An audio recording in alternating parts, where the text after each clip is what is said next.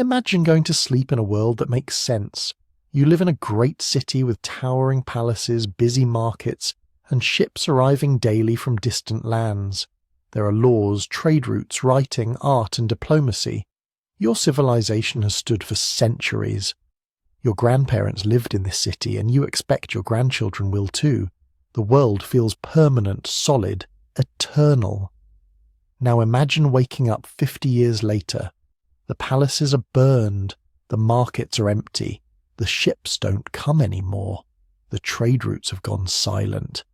Cities that held tens of thousands now shelter a few hundred survivors picking through ruins. The writing systems your scribes spent lifetimes mastering, forgotten, the art destroyed, the diplomacy irrelevant because there's nobody left to negotiate with. This isn't a hypothetical. This actually happened.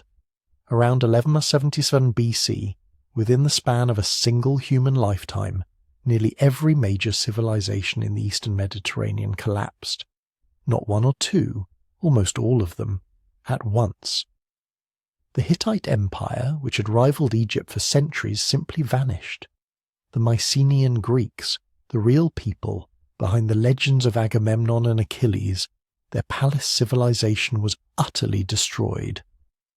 The mighty city of Ugarit, a cosmopolitan hub of international trade, burned to the ground and was never rebuilt. The Assyrians retreated behind their walls. The Cypriots abandoned their cities. Even Egypt, the oldest and most stable civilization in the ancient world, barely survived, crippled and diminished. Within 50 years, the entire interconnected world of the Late Bronze Age was gone, replaced by what historians call the Dark Age, centuries where populations plummeted, literacy disappeared, and the archaeological record goes almost silent. If you're using this to fall asleep, that's exactly what it's for. So maybe subscribe and tell me where you are and what time it is there. I love checking comments and seeing Tokyo at sunrise, Toronto at midnight, all experiencing the same mystery together across time zones. Here's what makes the Bronze Age collapse so haunting. These weren't primitive societies vulnerable to any disruption. These were the superpowers of their age. The Egyptians had survived for over 2,000 years through droughts, famines, invasions, and internal rebellions. They had professional armies, vast grain reserves, and a bureaucracy that could mobilize the resources of an entire nation. The Hittites controlled Anatolia, modern-day Turkey, with a sophisticated empire complete with vassal kingdoms, treaty systems, and diplomatic marriages connecting them to every major power. The Mycenaeans had fortified their palaces with walls so massive that later Greeks believed they'd been built by giants. And yet something brought them all down. Something so catastrophic, so overwhelming, that it didn't just defeat these civilizations, it erased them. That's the mystery that's haunted archaeologists for over a century. What could possibly destroy multiple powerful empires simultaneously? Empires that were hundreds or thousands of miles apart. Empires with different cultures, different languages, different gods, different military strategies. What kind of disaster doesn't respect borders, doesn't discriminate between the powerful and the weak, and doesn't leave survivors who can rebuild? The evidence is written in ash layers and destruction debris at site after site across the eastern Mediterranean. Palaces burned, cities abandoned. Trade goods that travelled thousands of miles suddenly stop appearing in the archaeological record. Letters between kings go unanswered, then stop being written altogether. In Egypt, Pharaoh Rameses III described battles against mysterious invaders he called the Sea Peoples, enemies who came by land and sea, destroying everything in their path. But who were the Sea Peoples? Where did they come from? And more importantly, were they the cause of the collapse or just another symptom of something even bigger? For decades, scholars have debated what happened in those catastrophic years around 1137 BC. Was it invasion, climate change, earthquake storms, economic collapse, internal rebellion. And here's the truly unsettling part. It might have been all of them at once. A perfect storm of disasters that the Bronze Age world, for all its sophistication and power, simply couldn't survive. What makes this collapse different from other historical catastrophes is the totality of it. When Rome fell, Byzantine civilization continued. When the Western Roman Empire collapsed, the eastern half thrived for another 1,000 years. But when the Bronze Age world fell, it took almost everything with it. Technologies were lost. Trade networks that had connected 3 continents for centuries simply ceased to exist. In Greece, people forgot how to write. Not how to write well, how to write at all, for 400 years. Think about that. An entire civilization forgetting literacy. Going from palace bureaucracies that recorded everything, every jar of oil, every diplomatic gift, every military campaign, to nothing. Silence. This is the story of that collapse, how the Bronze Age world built itself into something magnificent and interconnected and seemingly unstoppable, and then how it all came crashing down in what might be the greatest catastrophe in human history before the modern era. We'll walk through the glittering cities before the fall, meet the people who lived through the collapse, and examine the evidence they left behind in ruins and desperate letters, and the archaeological record of destruction. And we'll ask the question that still echoes across 3,000 years. Could it happen again? Picture this. It's 1250 BC, and you're standing on a hilltop overlooking the Mediterranean Sea. Below you, the harbour is packed with ships, Egyptian vessels with their distinctive curved hulls and single square sails, Mycenaean galleys, bristling with oars, Cypriot merchant ships sitting low in the water, heavy with copper ingots, ships from places whose names we've barely recovered, Ugarit, Tyre, Byblos, carrying goods that have travelled thousands of miles through networks so sophisticated they won't be matched again for over 1,000 years. This isn't just trade. This is the culmination of 300 years of unprecedented international cooperation. The Late Bronze Age isn't just another period of ancient history. It's humanity's first attempt at creating a truly interconnected world system. And for a brief glittering moment, it actually worked. The Late Bronze Age, roughly 1500 to 1200 BC, represents something that hadn't existed before and wouldn't exist again for millennia. A world of multiple powerful civilizations, each strong enough to stand independently, but all choosing to participate in a shared system of trade, diplomacy, and cultural exchange. It was complicated, fragile, and utterly dependent on every piece functioning correctly, which, as we'll see, was exactly the problem. But before we get to how it all fell apart, we need to understand just how magnificent this world was, how much was at stake, how far humanity had climbed, which makes the fall all the more devastating. Let's start with the superpower everyone knows, Egypt. But forget the Egypt of the pyramid builders, that was ancient history even to the people of the Late Bronze Age. The Egypt of 1250 BC was something else entirely. This was Egypt at the absolute peak of its power, the new kingdom, the age of empire.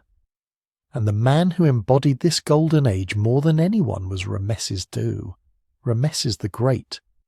Ramesses ruled for 66 years, from 1279 to 1213 BC. Think about that. 66 years. Most Bronze Age rulers were lucky to reign for a decade before war, disease, or palace intrigue cut them down.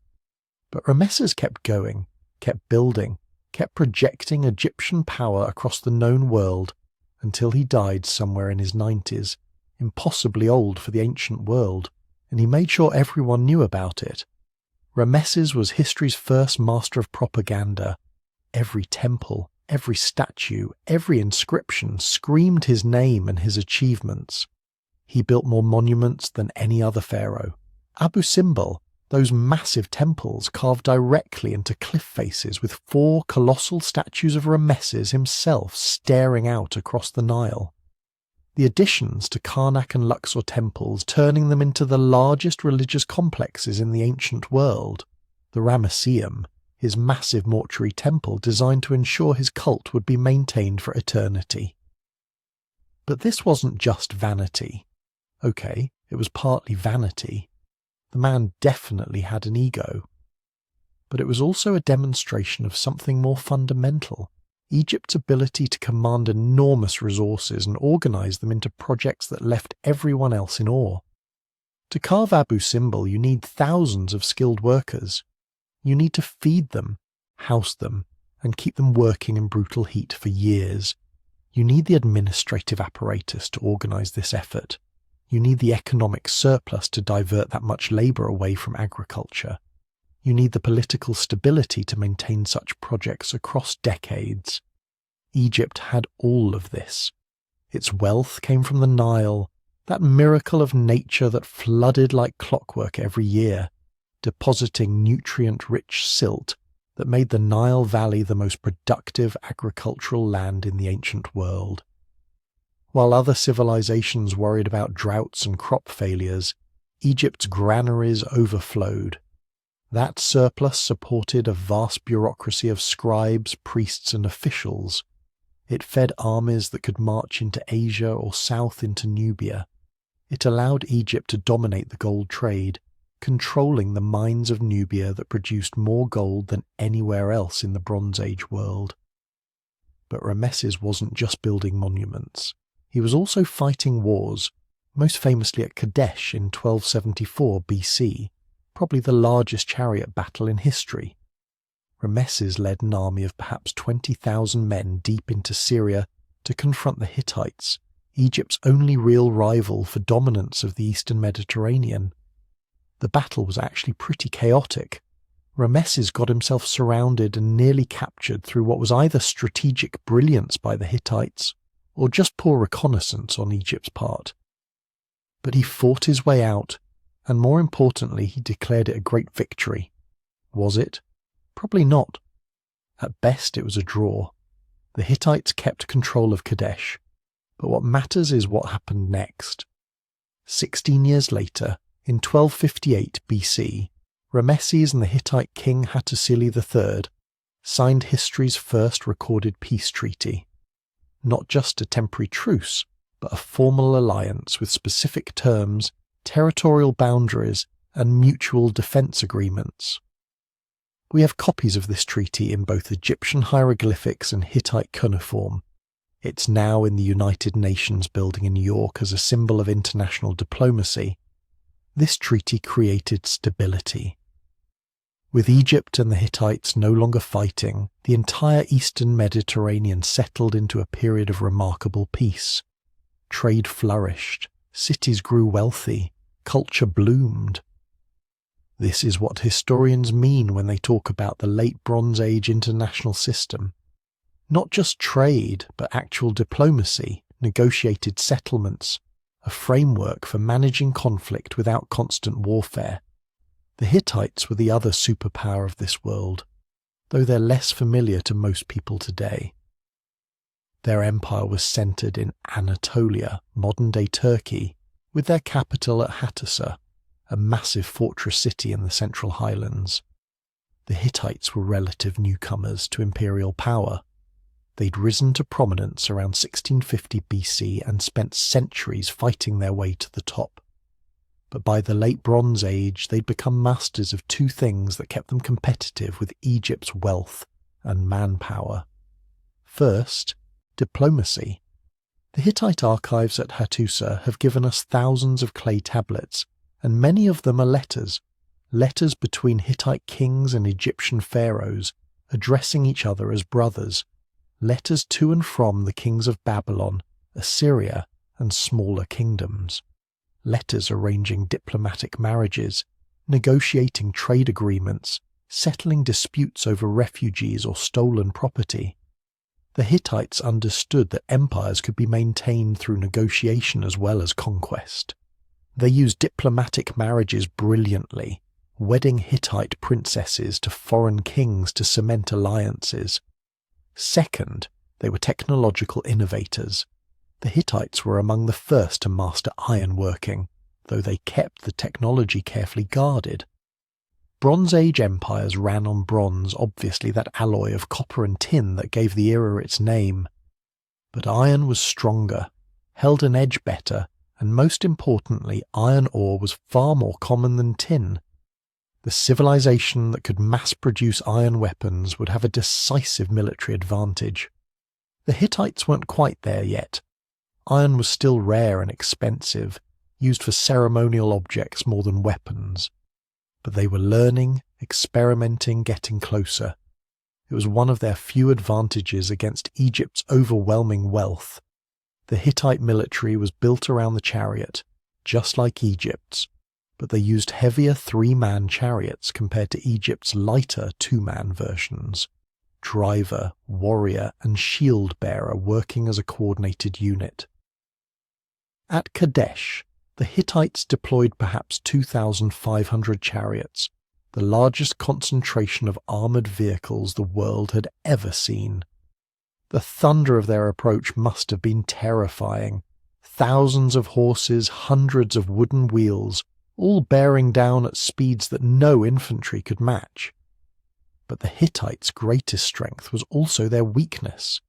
Their empire was scattered, stretching from the Aegean coast in the west to Syria in the south, to the approaches of Mesopotamia in the east.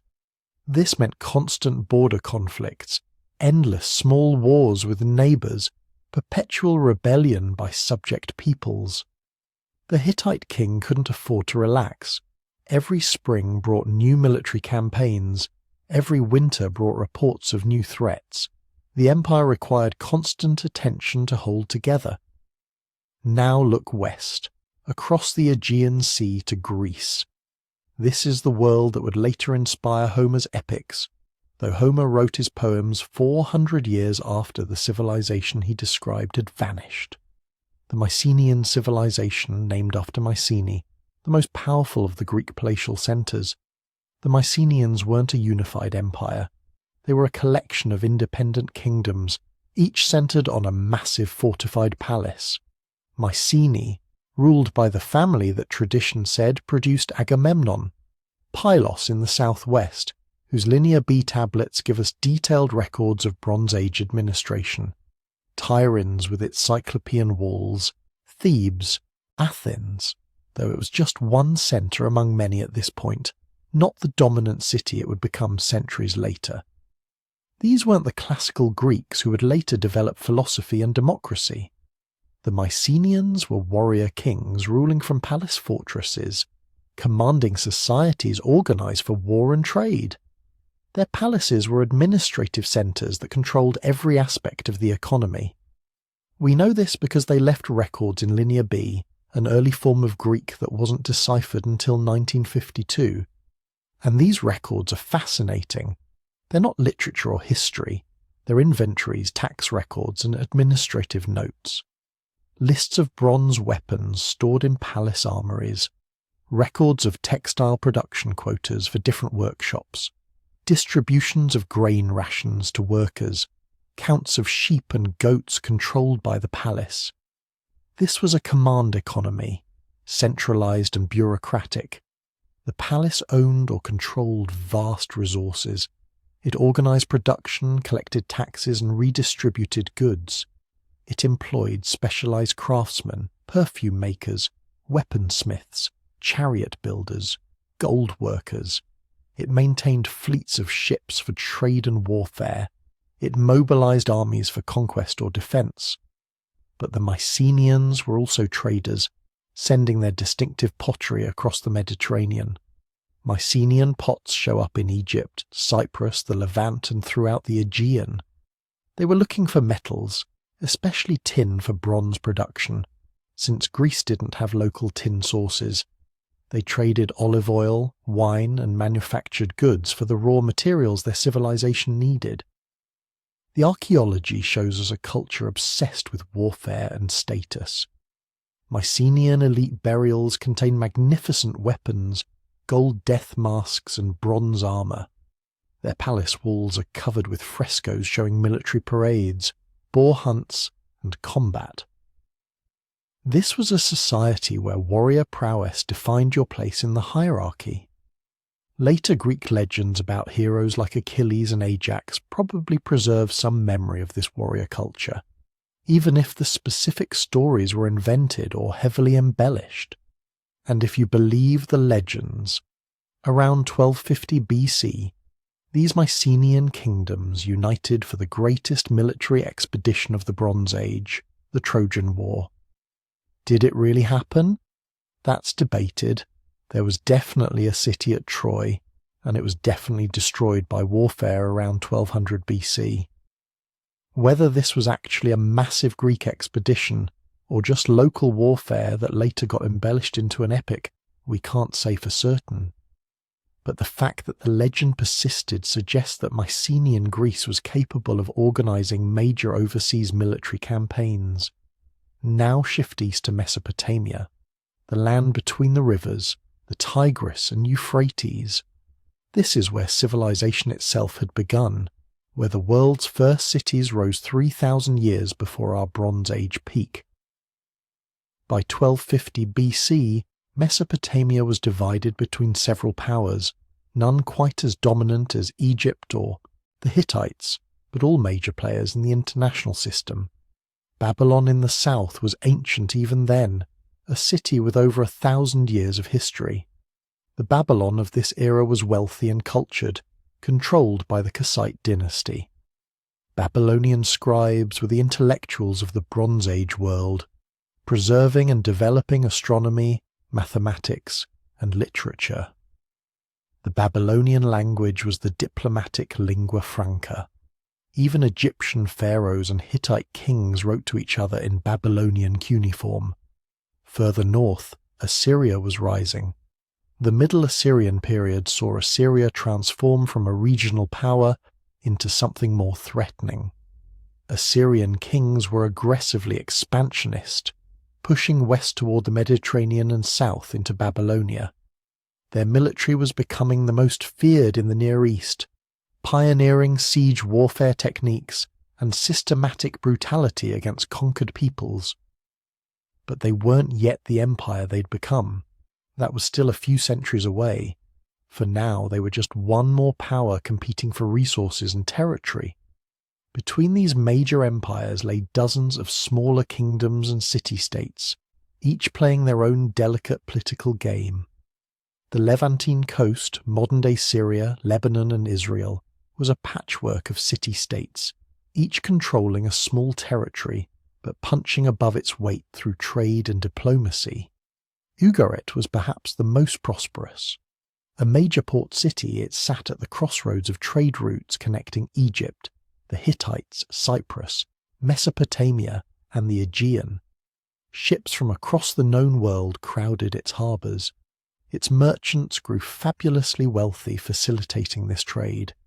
Its scribes developed one of the first alphabetic writing systems, far simpler than the complex hieroglyphics or cuneiform that required years of training to master. Nearby were the Phoenician cities, Tyre, Sidon, Byblos, though they weren't called Phoenician yet. That name would come later. These were independent city-states that would later become famous as the greatest sailors and merchants of antiquity. But in the late Bronze Age, they were still developing the maritime skills that would define them. And then there was Cyprus, the island that might have been the most crucial piece of the whole system. Cyprus was covered with copper mines. The very name Cyprus probably derives from the Greek word for copper. In a Bronze Age, you need copper, it's half of bronze, and Cyprus supplied enormous quantities of it, distributed across the Mediterranean in distinctive ox-hide-shaped ingots that show up in shipwrecks and storerooms from one end of the sea to the other.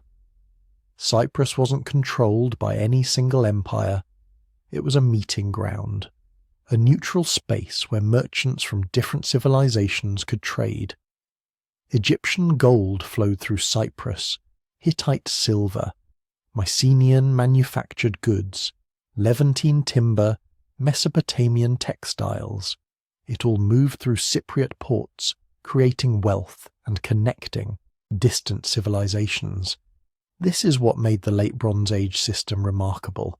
It wasn't just that these civilizations existed. Advanced civilizations had existed for over 2,000 years by this point. What was new was how interconnected they'd become. These weren't isolated cultures developing in parallel. They were actively trading, communicating, learning from each other. Royal letters show us kings addressing each other as brothers or father and son, depending on relative status. They sent each other gifts. They arranged marriages between royal families. Egyptian princesses married Hittite princes. Babylonian princesses went to Egypt. These weren't love marriages. They were diplomatic tools, cementing alliances and ensuring peace. But they also created real connections. When a Babylonian princess went to Egypt, she brought her household with her. Servants, scribes, craftsmen, her own little piece of Babylonia transplanted to the Egyptian court. Ideas, technologies, and cultural practices spread through these connections. Egyptian doctors used Mesopotamian medical texts. Hittite scribes copied Babylonian literature. Mycenaean craftsmen imitated Egyptian artistic styles. Trade networks moved more than goods. They moved knowledge.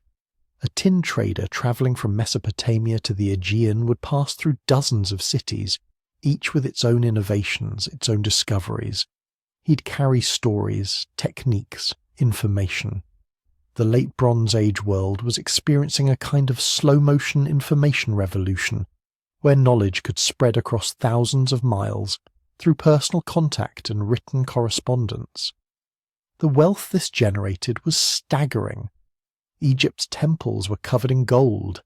Hittite kings had access to iron. Mycenaean palaces stored vast quantities of bronze weapons and luxury goods. Ugarit's merchants owned fleets of ships and overseas properties. This wasn't just subsistence.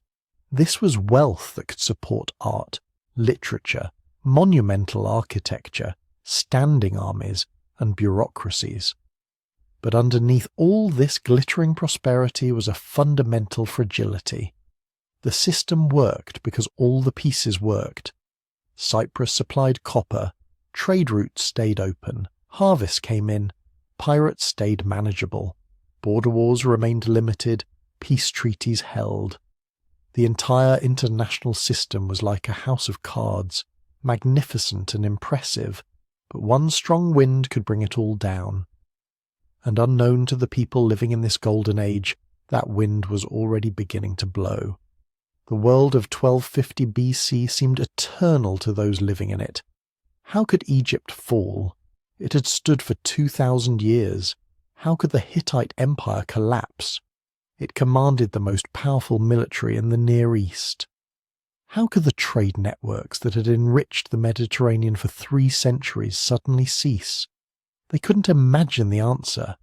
But within 2 generations, every single one of these civilizations would be fighting for survival, and most of them would lose. Picture a merchant in Ugarit sometime around 1210 BC. He's standing on the docks watching ships come in from Cyprus, from Egypt, from the Aegean Islands. The harbour is still busy, goods are still moving, the palace scribes are still recording transactions on clay tablets just like they have for centuries. Everything looks normal, but if you know where to look, if you're paying attention to the small details, you can see the cracks forming. The ships aren't as numerous as they were 5 years ago.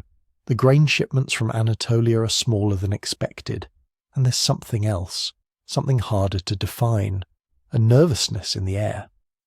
Merchants haggling more desperately over prices, palace officials asking more questions about inventory. A subtle tension, like everyone knows something bad is coming but nobody wants to say it out loud. This is how collapse begins. Not with a bang, not with armies appearing over the horizon, but with small disruptions, missing shipments, delayed caravans, prices slowly climbing, things that individually seem manageable but collectively signal that something fundamental is breaking down. The first sign was the weather. Though people at the time wouldn't have understood it in modern terms, the climate was changing. We know this now because trees remember everything. Deep in the growth rings of ancient oaks and cedars, locked in the cellular structure of wood that's been dead for 3,200 years, lies a record of rainfall and temperature that's more accurate than any ancient text. Modern paleoclimatologists have extracted cores from these ancient trees, from fossilized pollen deposits in lake beds, from sediment layers at the bottom of the Mediterranean, and they all tell the same story. Starting around 1250 BC, maybe earlier, the eastern Mediterranean entered a period of severe drought. Not a single bad year, not even a decade of poor harvests, but a sustained climate shift that lasted for generations. The tree rings show it clearly. Year after year of stunted growth, indicating reduced rainfall and longer dry seasons. Pollen records reveal forests retreating, grasslands turning to scrubland, agricultural zones shrinking as reliable water sources dried up. Lake levels dropped. Rivers that had fed civilizations for millennia began running low during the summer months. For agricultural societies dependent on regular rainfall and predictable flood cycles, this was catastrophic. The Egyptian texts call it years of famine. Hittite records speak of desperate grain shortages. Archaeological excavations show abandoned farms and villages across the eastern Mediterranean, places where people had lived continuously for centuries suddenly depopulated as the land became too dry to support them. But here's what makes this truly terrifying. These civilizations had survived droughts before. Every few generations the rains would fail for a year or two, harvests would be poor. People would tighten their belts and survive on stored grain until conditions improved. They had systems for this. Granaries with years of surplus, trade networks that could import food from regions that were still productive, social structures designed to redistribute resources during emergencies. This time was different. The drought didn't end after a year or two. It just kept going. Year after year, the rains failed to come in their usual abundance. Harvests were consistently below normal, and slowly, relentlessly, those carefully maintained grain reserves began to run out. Around 1200 BC, we start seeing something unprecedented in the archaeological record. Letters between kingdoms that aren't about trade agreements or diplomatic marriages or military alliances. They're about food, desperate requests for grain shipments, urgent pleas for help. There's a letter from the king of Ugarit to the king of Alashiya on Cyprus that's heartbreaking in its desperation. The Ugaritic king writes that his land is devastated by famine, that people are dying, that he needs grain immediately, not next month, not next season, now. The response from Cyprus is just as bleak. They're also suffering from famine and have nothing to spare. Similar letters have been found from the Hittite capital at Hattusa, the Hittite king writing to Egypt, to Ugarit, to anyone who might have surplus grain, begging for food shipments. And here's the crucial detail. These are kings writing these letters. Not administrators, not merchants, but the actual rulers of these empires admitting publicly that their kingdoms are starving. In stable times, this kind of admission would be unthinkable. It's admitting weakness, inviting invasion, undermining the divine authority that legitimized your rule.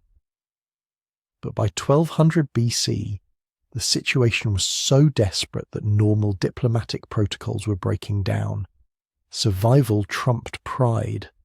The food crisis created a cascade of secondary problems. When harvests fail, farmers can't pay their taxes. When tax revenue drops, kingdoms can't pay their armies. When soldiers aren't getting paid, they start deserting. Or worse, they start raiding the very populations they're supposed to protect. Archaeological evidence from this period shows increasing militarization of civilian settlements. Villages that had never needed defensive walls suddenly building fortifications. towns constructing granaries inside protective compounds, as if they expected to be attacked by their own countrymen. We see evidence of peasant revolts spreading across the Hittite Empire, entire regions refusing to pay tribute, declaring independence from central authority. The Hittite kings responded with military force, but here's the problem. The same drought that was destroying the empire's agricultural base was also making it impossible to feed large armies in the field. Suppressing revolts became increasingly difficult when your soldiers were themselves on the edge of starvation. The economic strain was compounded by another crisis, one that's less obvious but equally devastating. The tin was disappearing. Now this might not sound like a big deal, but remember what these civilizations were called: the Bronze Age kingdoms. Bronze is what made their world possible. Bronze tools for farming, bronze weapons for armies, bronze fittings for ships. Without bronze, their entire technological infrastructure would collapse. But bronze isn't a natural material. It's an alloy, copper mixed with tin in specific proportions. And while copper was relatively abundant around the Mediterranean, tin was not. The major tin sources were far away, in Afghanistan, in Cornwall in Britain, possibly in Central Asia. Getting tin required maintaining trade routes that stretch for thousands of miles, crossing multiple kingdoms, travelling through territories controlled by dozens of different groups. These trade routes were the arteries of Bronze Age civilization. As long as they functioned, tin flowed to the copper-rich regions of Cyprus and Anatolia, bronze production continued, and the kingdoms remained strong. But trade routes are fragile things. They depend on political stability, on maintained roads and protected harbours, on trust between merchants and kingdoms, on the kind of predictable peace that allows valuable commodities to move safely across vast distances. Around 1200 BC, the archaeological evidence shows tin supplies becoming erratic. Bronze becomes more expensive. We start seeing evidence of bronze being recycled, old tools melted down to make new ones. Some regions begin producing lower quality bronze with less tin content. Others switch to iron, though the technology is still primitive and the weapons inferior. The exact reason for the tin shortage remains mysterious. Maybe the distant mines were disrupted by their own climate crises or political upheavals. Maybe the overland routes through Central Asia became unsafe. Maybe the maritime trade networks that connected the Mediterranean to the Atlantic were breaking down. Whatever the cause, the effect was clear. The fundamental material that gave these civilizations their name and their power was becoming scarce. This created a vicious cycle. Kingdoms desperate for tin became more aggressive, more willing to raid their neighbours' stockpiles. Competition for resources increased tensions.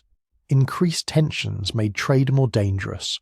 More dangerous trade meant fewer merchants willing to make long journeys, which further restricted tin supply, which increased desperation, which increased conflict. The interconnectedness that had made Bronze Age civilization so prosperous was now accelerating its collapse. These kingdoms had spent centuries building a system where each region specialized in what it did best. Egypt grew grain. Cyprus mined copper. The Levantine cities like Ugarit and Byblos served as trade intermediaries. The Hittites controlled the routes to Central Asian tin. The Mycenaean Greeks provided maritime transport and manufactured luxury goods. In good times, this specialization created prosperity beyond anything possible in isolation. Each kingdom could focus on its comparative advantage, trading its surplus for necessities it couldn't produce efficiently itself. The whole system was greater than the sum of its parts, but specialization creates dependency. When Egypt's grain production failed due to drought, suddenly kingdoms that had stopped maintaining their own agricultural capacity were starving. When tin supplies were disrupted, kingdoms that had dismantled their own metallurgical traditions couldn't produce bronze. When trade routes became unsafe, Coastal cities that had abandoned subsistence farming in favour of commerce found themselves with nothing to trade and no way to feed their populations. The system had become so interconnected that a disruption anywhere could cascade into crisis everywhere. And by 1200 BC, disruptions were occurring everywhere simultaneously. Internal political instability was making everything worse. The Hittite Empire, which had been one of the great powers for centuries, was fracturing. Succession disputes were becoming violent. Regional governors were asserting independence. The last few Hittite kings seemed to have spent most of their time trying to hold their own empire together, rather than dealing with external threats. Egyptian texts from this period show similar strains.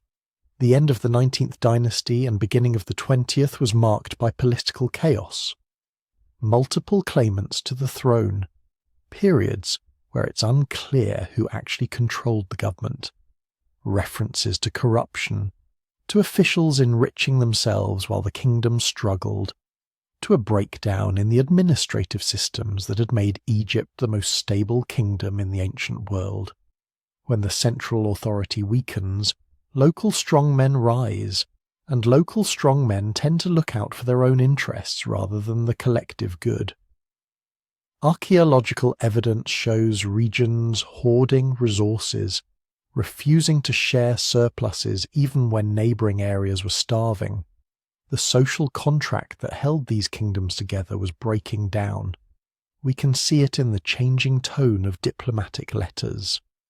Earlier correspondence between Bronze Age kingdoms is formal, respectful, following established protocols that had been refined over centuries. Kings call each other brother, emphasize their shared interests, resolve disputes through negotiation and careful diplomacy. By 1200 BC, the letters become more desperate, more accusatory. Kings blaming each other for the breakdown in trade, demands rather than requests, threats replacing diplomatic niceties. One Hittite king writes to a Syrian vassal in terms that sound more like a gangster demanding protection money than a legitimate monarch communicating with a subordinate. The facade of civilization was cracking, but nobody seemed to understand that they were watching their entire world approach a cliff edge. Each kingdom thought its problems were local, temporary, manageable. They kept trying to solve problems with the same tools that had worked for centuries. Send a military expedition to suppress revolts, import grain from neighbouring kingdoms, increase taxes to fund the army, strengthen border fortifications, all reasonable responses to crisis, all things that had worked before. But this time, these solutions weren't working, because the problems weren't temporary disruptions in an otherwise stable system. They were symptoms of the system itself breaking down. The merchants watching ships in Ugarit's harbour around 1210 BC couldn't have known they were living through the last normal years. Within a generation, that harbour would be empty, the palace would be burned, the city would be abandoned forever. Within a generation, half the Bronze Age kingdoms would simply cease to exist. But in 1210 BC, they just saw worrying signs: fewer ships, higher prices, unsettling rumours from distant kingdoms, problems that seemed serious but solvable. Nobody imagined that everything was about to fall apart. Nobody ever does. The tremors were getting stronger, the cracks were spreading, and then, somewhere over the northern horizon, something appeared that would transform these slow-building stresses into catastrophic collapse. The Sea Peoples were coming. But before we get to them, we need to understand one more thing about these early warning signs. They weren't happening in isolation. Every stress point, every weakness, every disruption was interacting with every other one, creating a web of cascading failures that would prove impossible to contain. The climate was changing, the food was running out, the trade networks were failing, the political systems were breaking down, and the social cohesion that held everything together was dissolving. These civilizations had survived crises before, survived wars and droughts and internal conflicts, but they'd never faced everything at once. And they'd never faced it at a time when their interdependence had made them so vulnerable to systemic collapse. The Bronze Age world was about to discover that sometimes, when everything goes wrong simultaneously, even the greatest civilizations in history can fall. They came from the sea. That's all anyone knew for certain. Ships by the hundreds, maybe thousands, appearing on the horizon like a storm system rolling in from the north. Warriors with unfamiliar weapons, speaking unknown languages, burning everything they touched. The Egyptians called them the Sea Peoples, but that wasn't really a name. It was an admission of ignorance. They had no idea who these people were, where they came from, or what they wanted. They just knew that everywhere the Sea Peoples went, civilizations died. The first detailed description comes from the mortuary temple of Ramesses III at Medinet Habu, carved into stone around 1177 BC. The inscription reads like something from an apocalyptic nightmare. The foreign countries made a conspiracy in their islands. All at once the lands were removed and scattered in the fray. No land could stand before their arms. Hatti, Koda, Karkemish, Azawa, and Alashia were cut off at one time. Think about that for a moment. The Egyptian scribe is listing off kingdoms and city-states that had existed for centuries, some for over 1,000 years, and he's saying they were all destroyed simultaneously, cut off in a single wave of violence, not conquered and absorbed, not defeated and vassalized, but completely annihilated.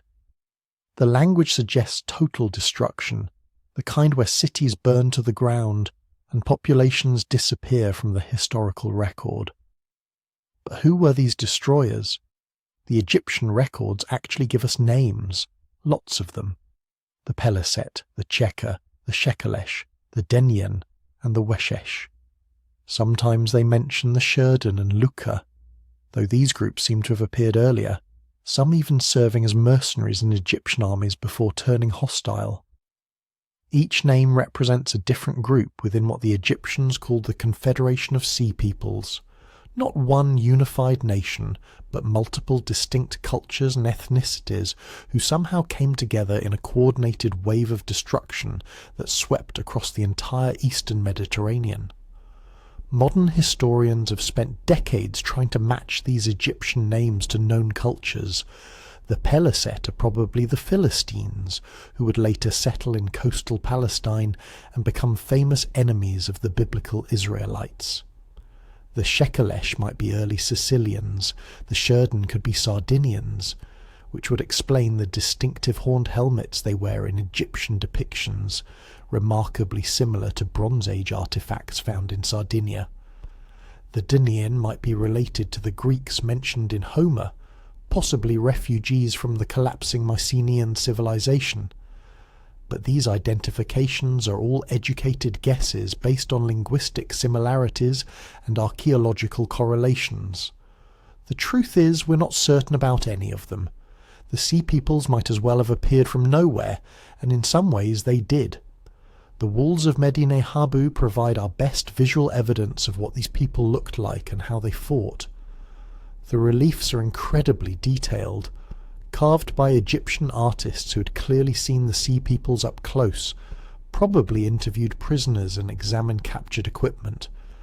The images show warriors who look distinctly different from Egyptians, different from Hittites, different from anyone the Egyptians had fought before. Some wear horned helmets or elaborate feathered headdresses. Others fight bareheaded, with long hair and beards in styles unknown in Egypt. Their weapons are equally distinctive. Long swords, different from the curved Kopesh blades favoured by Egyptians. Circular shields, smaller and more manoeuvrable than the large rectangular. Shields of Egyptian infantry. Spears designed for throwing, not just thrusting. But the most striking images show their ships.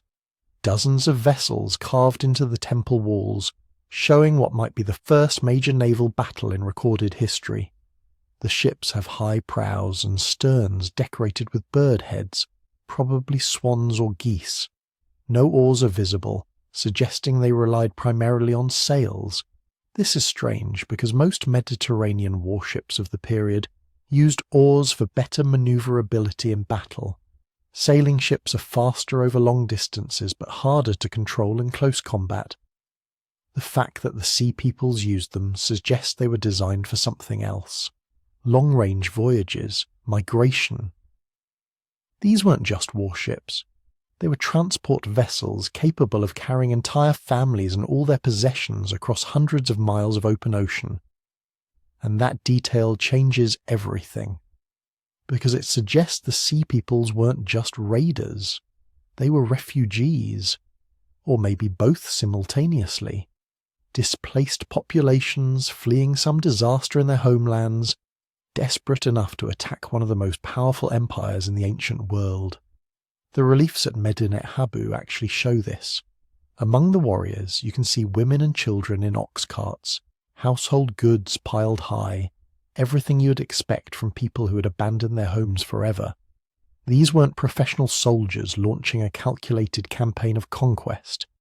These were entire populations on the move, fighting their way south because they had nowhere else to go. Rameses III's inscription gives us more details, though filtered through the propagandistic lens of Egyptian royal rhetoric. I prepared the river mouth like a strong wall with warships, galleys and barges. They were manned completely from bow to stern with valiant warriors bearing their arms, soldiers of all the choicest of Egypt, being like roaring lions upon the mountains. The chariotry consisted of runners, of picked men, of every good and capable chariot warrior. The pharaoh is describing a defensive position, not an offensive campaign. The Egyptians weren't sailing north to meet the Sea Peoples in their homeland. They were fortifying the Nile Delta, preparing to defend their own territory against an invasion that seemed unstoppable, and they had good reason to be terrified. By the time the Sea Peoples reached Egypt, they had already destroyed virtually every major civilization in their path. The archaeological evidence for this is overwhelming and chilling. At Hattusa, the Hittite capital in central Anatolia, archaeologists have found a destruction layer dated to around 1200 BC. The city was burned so thoroughly that the mud brick walls were literally baked to ceramic hardness.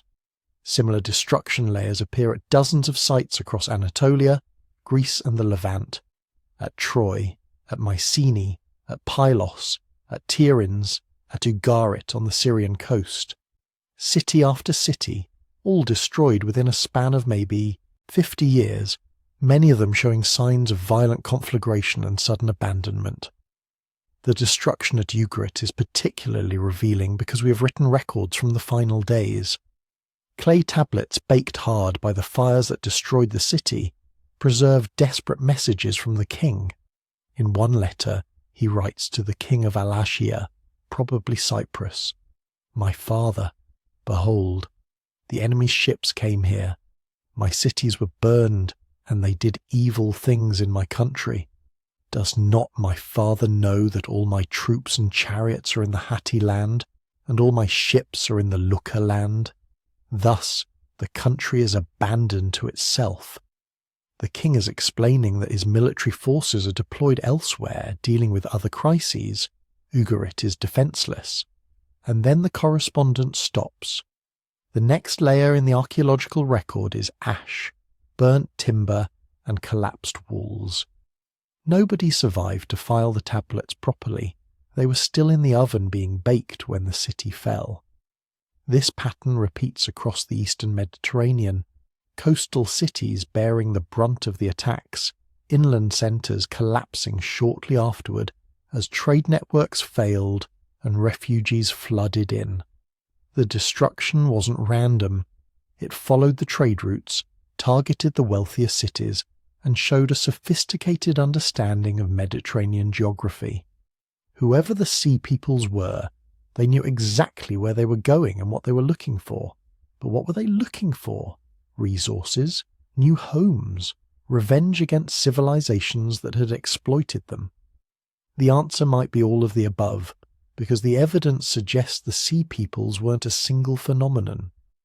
They were multiple separate migrations and invasions, happening over decades, all lumped together by Egyptian scribes into one convenient category. Think of it like this. Something catastrophic happens in the Aegean and Anatolia starting around 1250 BC. Maybe it's the drought, maybe it's earthquakes, maybe it's internal political collapse. Whatever the cause, populations start moving. The first groups to leave might have been genuine raiders, warriors and their families fleeing collapsing kingdoms, trying to carve out new territories through force. They hit the wealthy coastal cities of the Levant, places like Ugarit and Byblos, and overwhelmed them through surprise and superior tactics. But their success triggered more migrations. As word spread that the old powers were weak, that cities could be taken and wealth seized, more groups joined the movement. Opportunists, pirates, mercenary bands, all of them heading south along the coast, following the trail of destruction. And behind them came the real refugees, farmers and craftsmen and merchants whose homes had been destroyed by the first wave, who had no choice but to follow the warrior south, hoping to find safety or at least survival in new lands. By the time this confederation reached Egypt, it was a massive heterogeneous force. Multiple ethnic groups with different languages and cultures, united only by desperation and the momentum of their movement. The Egyptian reliefs capture this diversity. Warriors with different helmets, different weapons, different styles of dress, all fighting side by side against the Egyptian defenders. Some of them might not have even wanted to attack Egypt. They might have just been caught up in a migration flow they couldn't escape, pushed south by populations behind them, unable to stop or turn back. But Ramesses III did something remarkable. He stopped them. The details are carved into those temple walls at Medinet Habu. The pharaoh deployed his forces in a defensive position at the mouths of the Nile, using Egypt's geography to his advantage. The sea peoples had to sail through narrow channels to reach the rich delta lands, channels that could be defended by archers on both banks, and the Egyptians were master archers. The reliefs show Egyptian bowmen, row upon row of them, raining arrows down on the sea people's ships, men falling into the water, ships capsizing, the distinctive bird-headed prows of the invaders' vessels sinking beneath the waves. It was a massacre. But the naval battle was just the beginning. The sea peoples also attacked by land, their ox carts and families following the coastal road into Egypt. Ramesses met them with chariots and infantry, the full professional might of the Egyptian military machine. And here's where Egypt's survival makes sense. Unlike the Hittites, unlike the Mycenaeans, Egypt had a centralized, well-supplied, professional standing army. They had fortified borders and a sophisticated logistics system. Most importantly, they had the Nile, a natural defensive barrier and an unmatched agricultural resource. Egypt could feed its armies. Egypt could maintain discipline and order. Egypt could absorb losses and keep fighting. The sea peoples couldn't. They were exhausted at the end of a long campaign of destruction that had taken them across hundreds of miles of hostile territory. They were fighting with whatever supplies they had brought with them, whatever they had looted along the way. When the Egyptian counterattack came, disciplined and overwhelming, the confederation broke. Some groups retreated, others were captured, enslaved, or killed. Some, like the Peliset, were allowed to settle in coastal regions of Canaan, becoming Egyptian vassals and providing a buffer against future invasions. They became the Philistines, settled in places like Gaza and Ashkelon, carrying on their culture but no longer a threat to Egyptian power. The inscriptions claimed total victory, Those who reached my border, their seed is not, their heart and their soul are finished forever and ever. Classic pharaonic propaganda. But in this case, it was mostly true. The Sea People's Confederation was destroyed as a military force. They would never threaten Egypt again. Rameses III had achieved what every other Bronze Age power had failed to do. He had stopped the invasion. But at what cost? The military campaign drained Egyptian resources at a time when the kingdom could least afford it. The population movements continued, destabilizing the entire region. Trade networks that Egypt depended on had been destroyed. The rich cities that bought Egyptian goods were gone, and while Egypt survived, it survived diminished, weakened, forced to turn inward just to maintain order. The Sea Peoples disappeared from history almost as mysteriously as they arrived. After their defeat in Egypt, they fragment into different populations, some settling, some disappearing entirely. The Philistines established their cities in Canaan. Other groups might have moved on to other regions, their identity dissolving as they were absorbed into local populations. We lose track of them in the archaeological record because they stop being a unified force. They become just more refugees in an age of migration and collapse, indistinguishable from all the other displaced peoples wandering through the ruins of the Bronze Age world. But their legacy remained. They had destroyed the old order as thoroughly as any apocalypse. The great kingdoms were gone, the trade networks were shattered, the cities were burned, and into that vacuum would eventually come new peoples, new kingdoms, new civilizations, the Phoenicians, the Israelites, the Aramaeans, eventually the Assyrians, the Babylonians, the Persians, and the Greeks. The world the Sea Peoples destroyed would never come back. What rose from its ashes would be something entirely different. But we're getting ahead of ourselves, because before we can understand what came after, we need to see exactly how each civilization fell, one by one like dominoes, until only Egypt remained standing in a world of ruins. Picture the Bronze Age world as a complex web of interconnected threads, trade routes like silk strands stretching across the Mediterranean, diplomatic marriages tying royal families together, merchant networks moving tin from Afghanistan to Greece, copper from Cyprus to Egypt, grain from Anatolia to the Levant. For centuries this web had held. When one thread weakened, others compensated. When one kingdom struggled, its allies sent aid. The system was resilient, adaptable, designed to absorb shocks. But resilience has limits, and what happened around 1200 BC wasn't a single shock. It was a cascading series of catastrophes that tore through the web like fire through dry grass. Once the first threads began snapping, the entire structure started to unravel. What took centuries to build came apart in decades. This wasn't just the fall of empires. This was the collapse of an entire world system. The Hittite Empire fell first, or maybe it fell last. The truth is, we're still not entirely sure because what happened to the Hittites is one of the most complete disappearances in ancient history. One moment, you have a superpower that had stood for nearly 500 years, an empire that had sacked Babylon, that had fought Egypt to a standstill, that controlled the richest trade routes in the Near East. Then within a generation, maybe less, it's just gone. Vanished so completely that for thousands of years, nobody even remembered it had existed. The capital city of Hattusa tells the story better than any written record could. This was one of the great cities of the ancient world.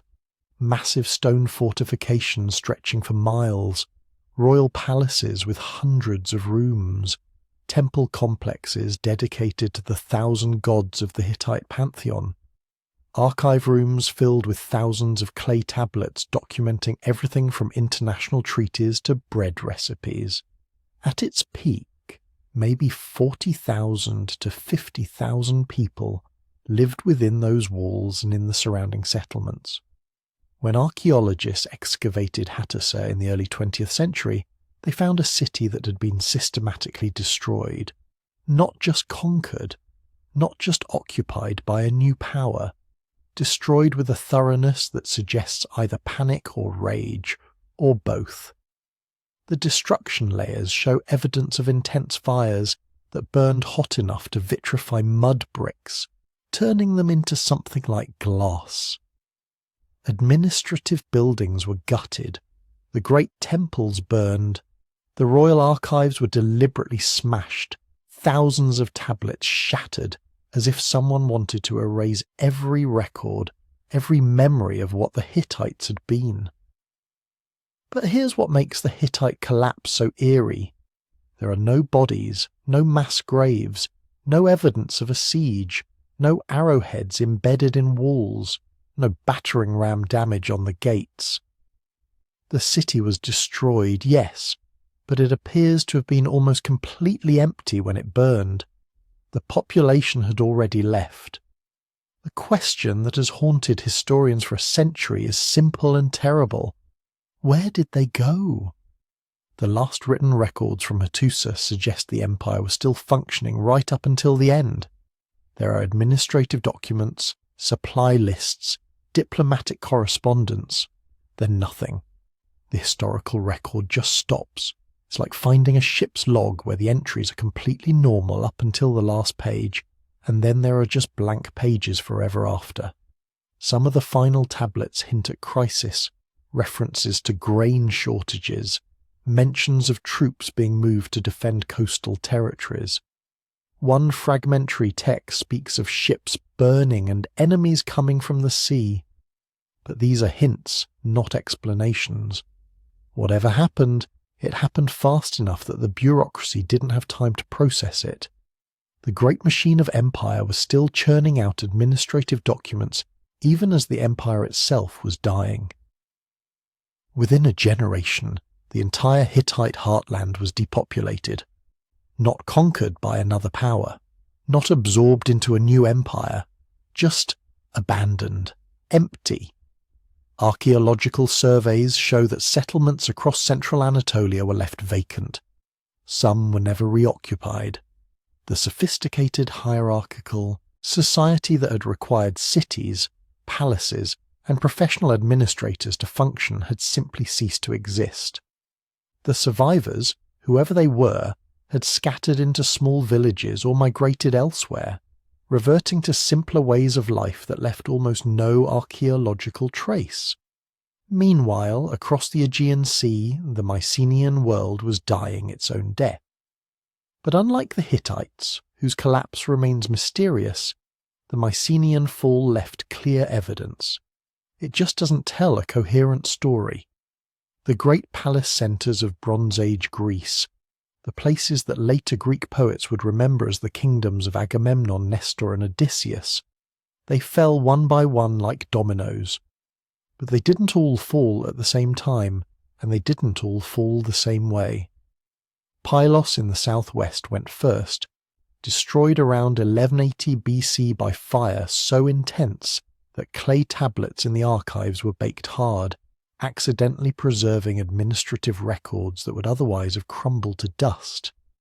Those final tablets are haunting documents, supply lists for bronze workers, preparations for some kind of coastal defence, orders for rowers to be sent to places whose names we can no longer identify.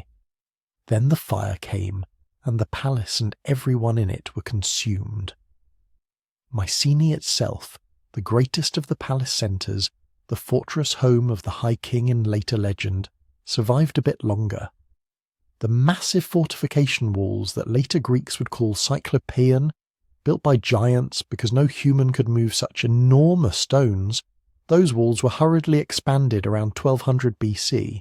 Someone was expecting an attack. Someone was preparing for siege. Underground cisterns were constructed to ensure water supply if the city was cut off. The defences were strengthened at enormous cost in labour and resources. It didn't help. Around 1150 BC, perhaps later, the palace at Mycenae burned. The destruction was thorough.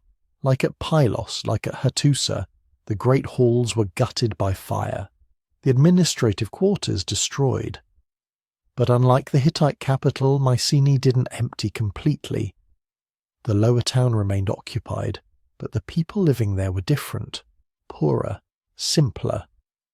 The palace economy that had supported professional administrators, scribes, artists, and craftsmen was gone. Linear bee writing, the syllabic script that Mycenaean bureaucrats had used to manage their kingdoms, disappeared from use. The knowledge of how to read and write was lost. For 400 years, Greece would be illiterate. This is what archaeologists call the Greek Dark Ages, but dark isn't really the right word. It wasn't that life stopped.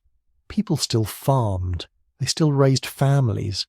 They still told stories around fires at night, stories that would eventually become the Iliad and the Odyssey. But the complexity was gone. The sophisticated administrative systems, the long-distance trade networks, the monumental architecture, the specialized craftsmen who could make elaborate frescoes and delicate gold jewelry, all of it just stopped. Population estimates for Greece dropped by maybe 75% between the end of the Bronze Age and the depths of the Dark Ages. Some of that was death, surely, war, famine, disease. But much of it was migration and dispersal. Without the palace centres to organise and support large populations, people scattered into small villages and farmsteads, sustainable communities that could survive without external trade or centralised administration.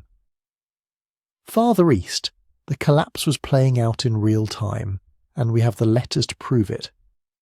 The kingdom of Ugarit on the Syrian coast has given archaeologists something unique, a snapshot of the final moments.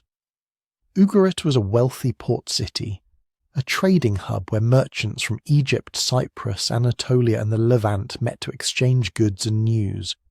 It was also a literate society that kept extensive records on clay tablets.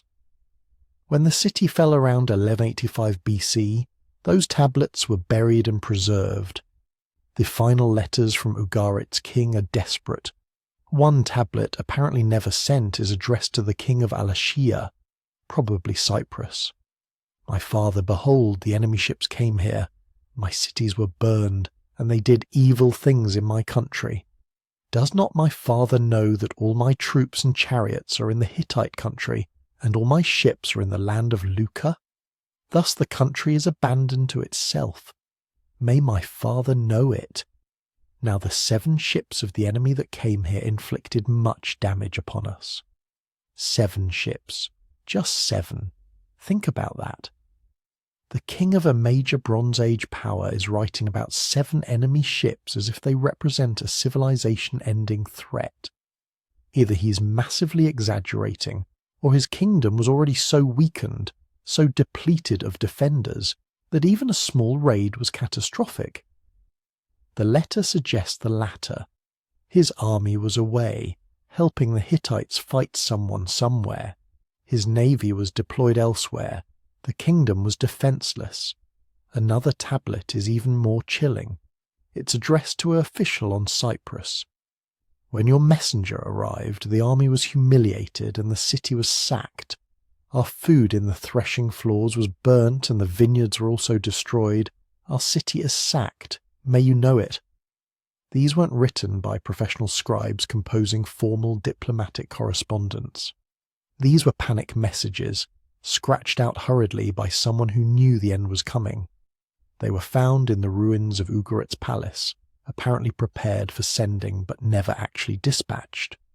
Before they could be sent, the enemy was at the gates. The palace burned. The city was destroyed so thoroughly that it was never rebuilt. 3,000 years later, archaeologists would find those unsent letters in the ruins, last words from a dying kingdom.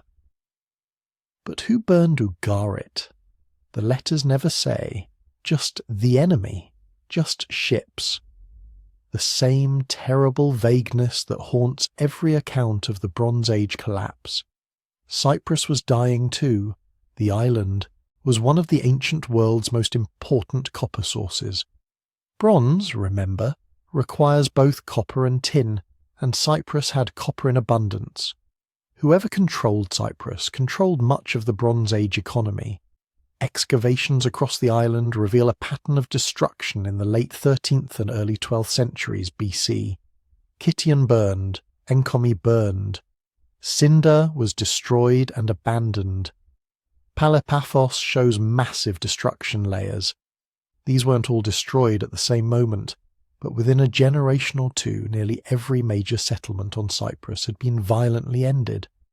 Some sites show evidence of reconstruction, but what rose from the ashes was different, poorer.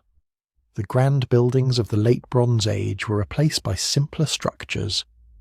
Foreign pottery begins appearing in the archaeological record, Mycenaean Greek styles, suggesting refugees or migrants from the Greek mainland.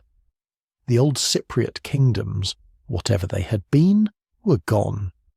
The island fragmented into smaller, less centralized communities.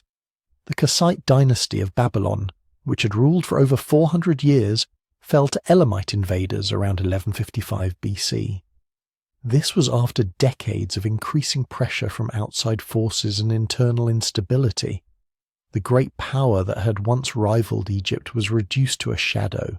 Babylonia would survive, but it would take centuries to recover its former glory. Along the Levantine coast, city after city fell. Hazor in Canaan, one of the largest Bronze Age cities, was destroyed in a massive conflagration. Lachish burned, Megiddo burned, Ashkelon burned.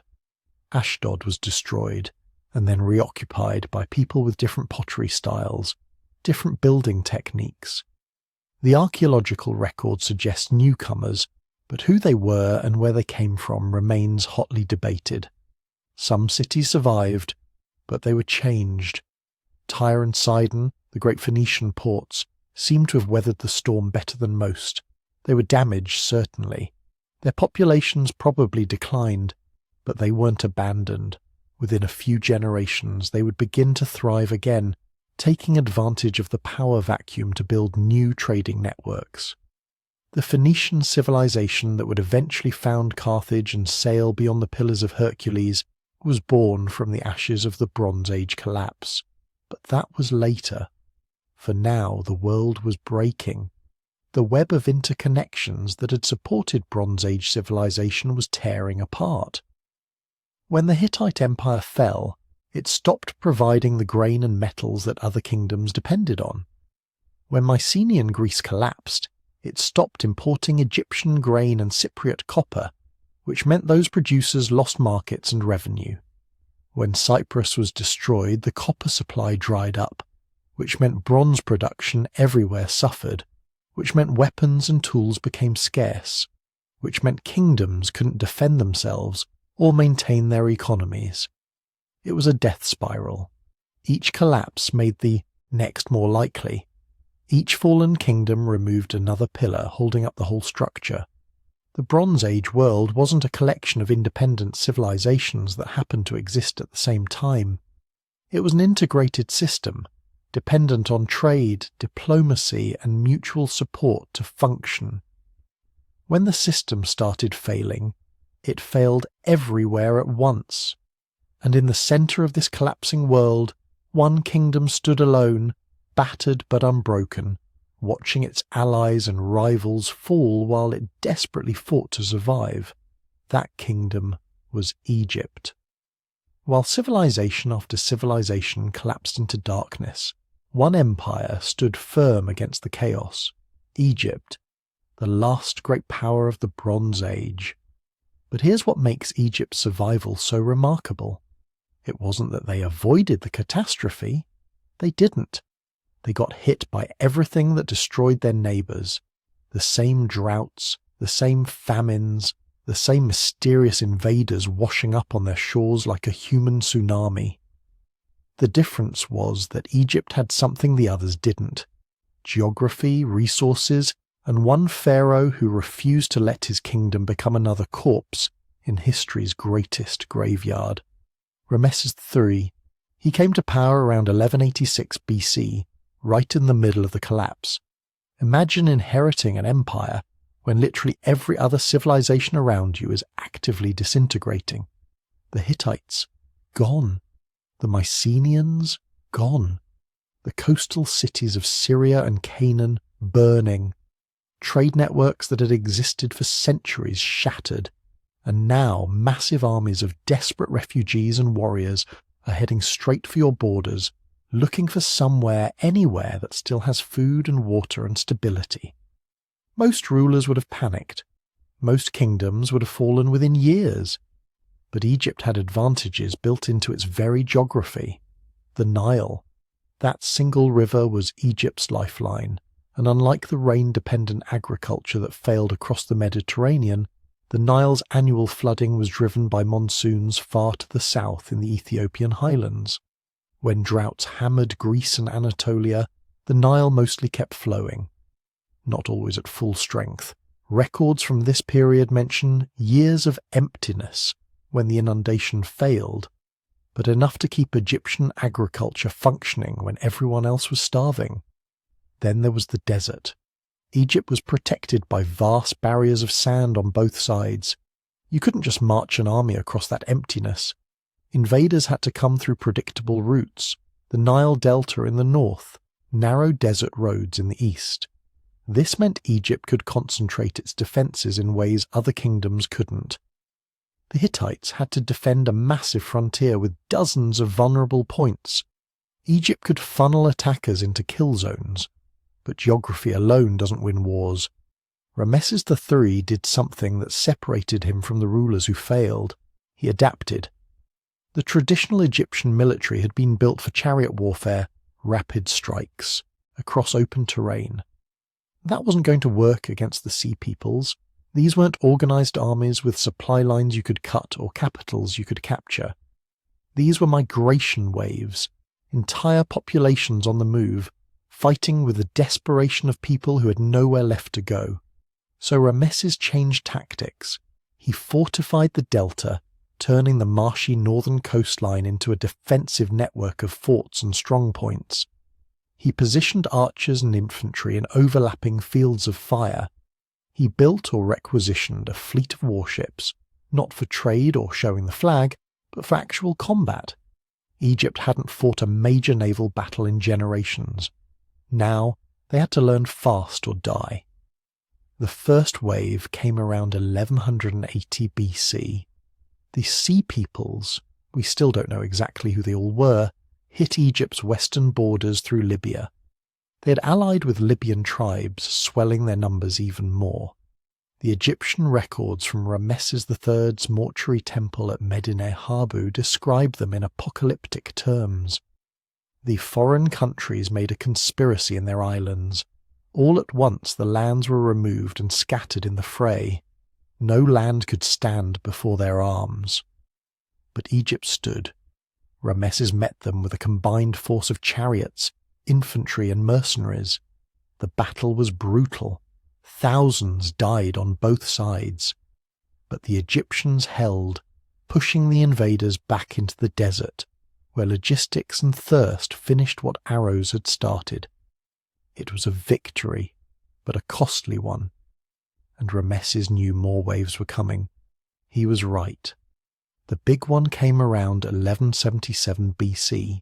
Multiple groups of Sea Peoples, having destroyed every other Bronze Age power, converged on Egypt by land and sea.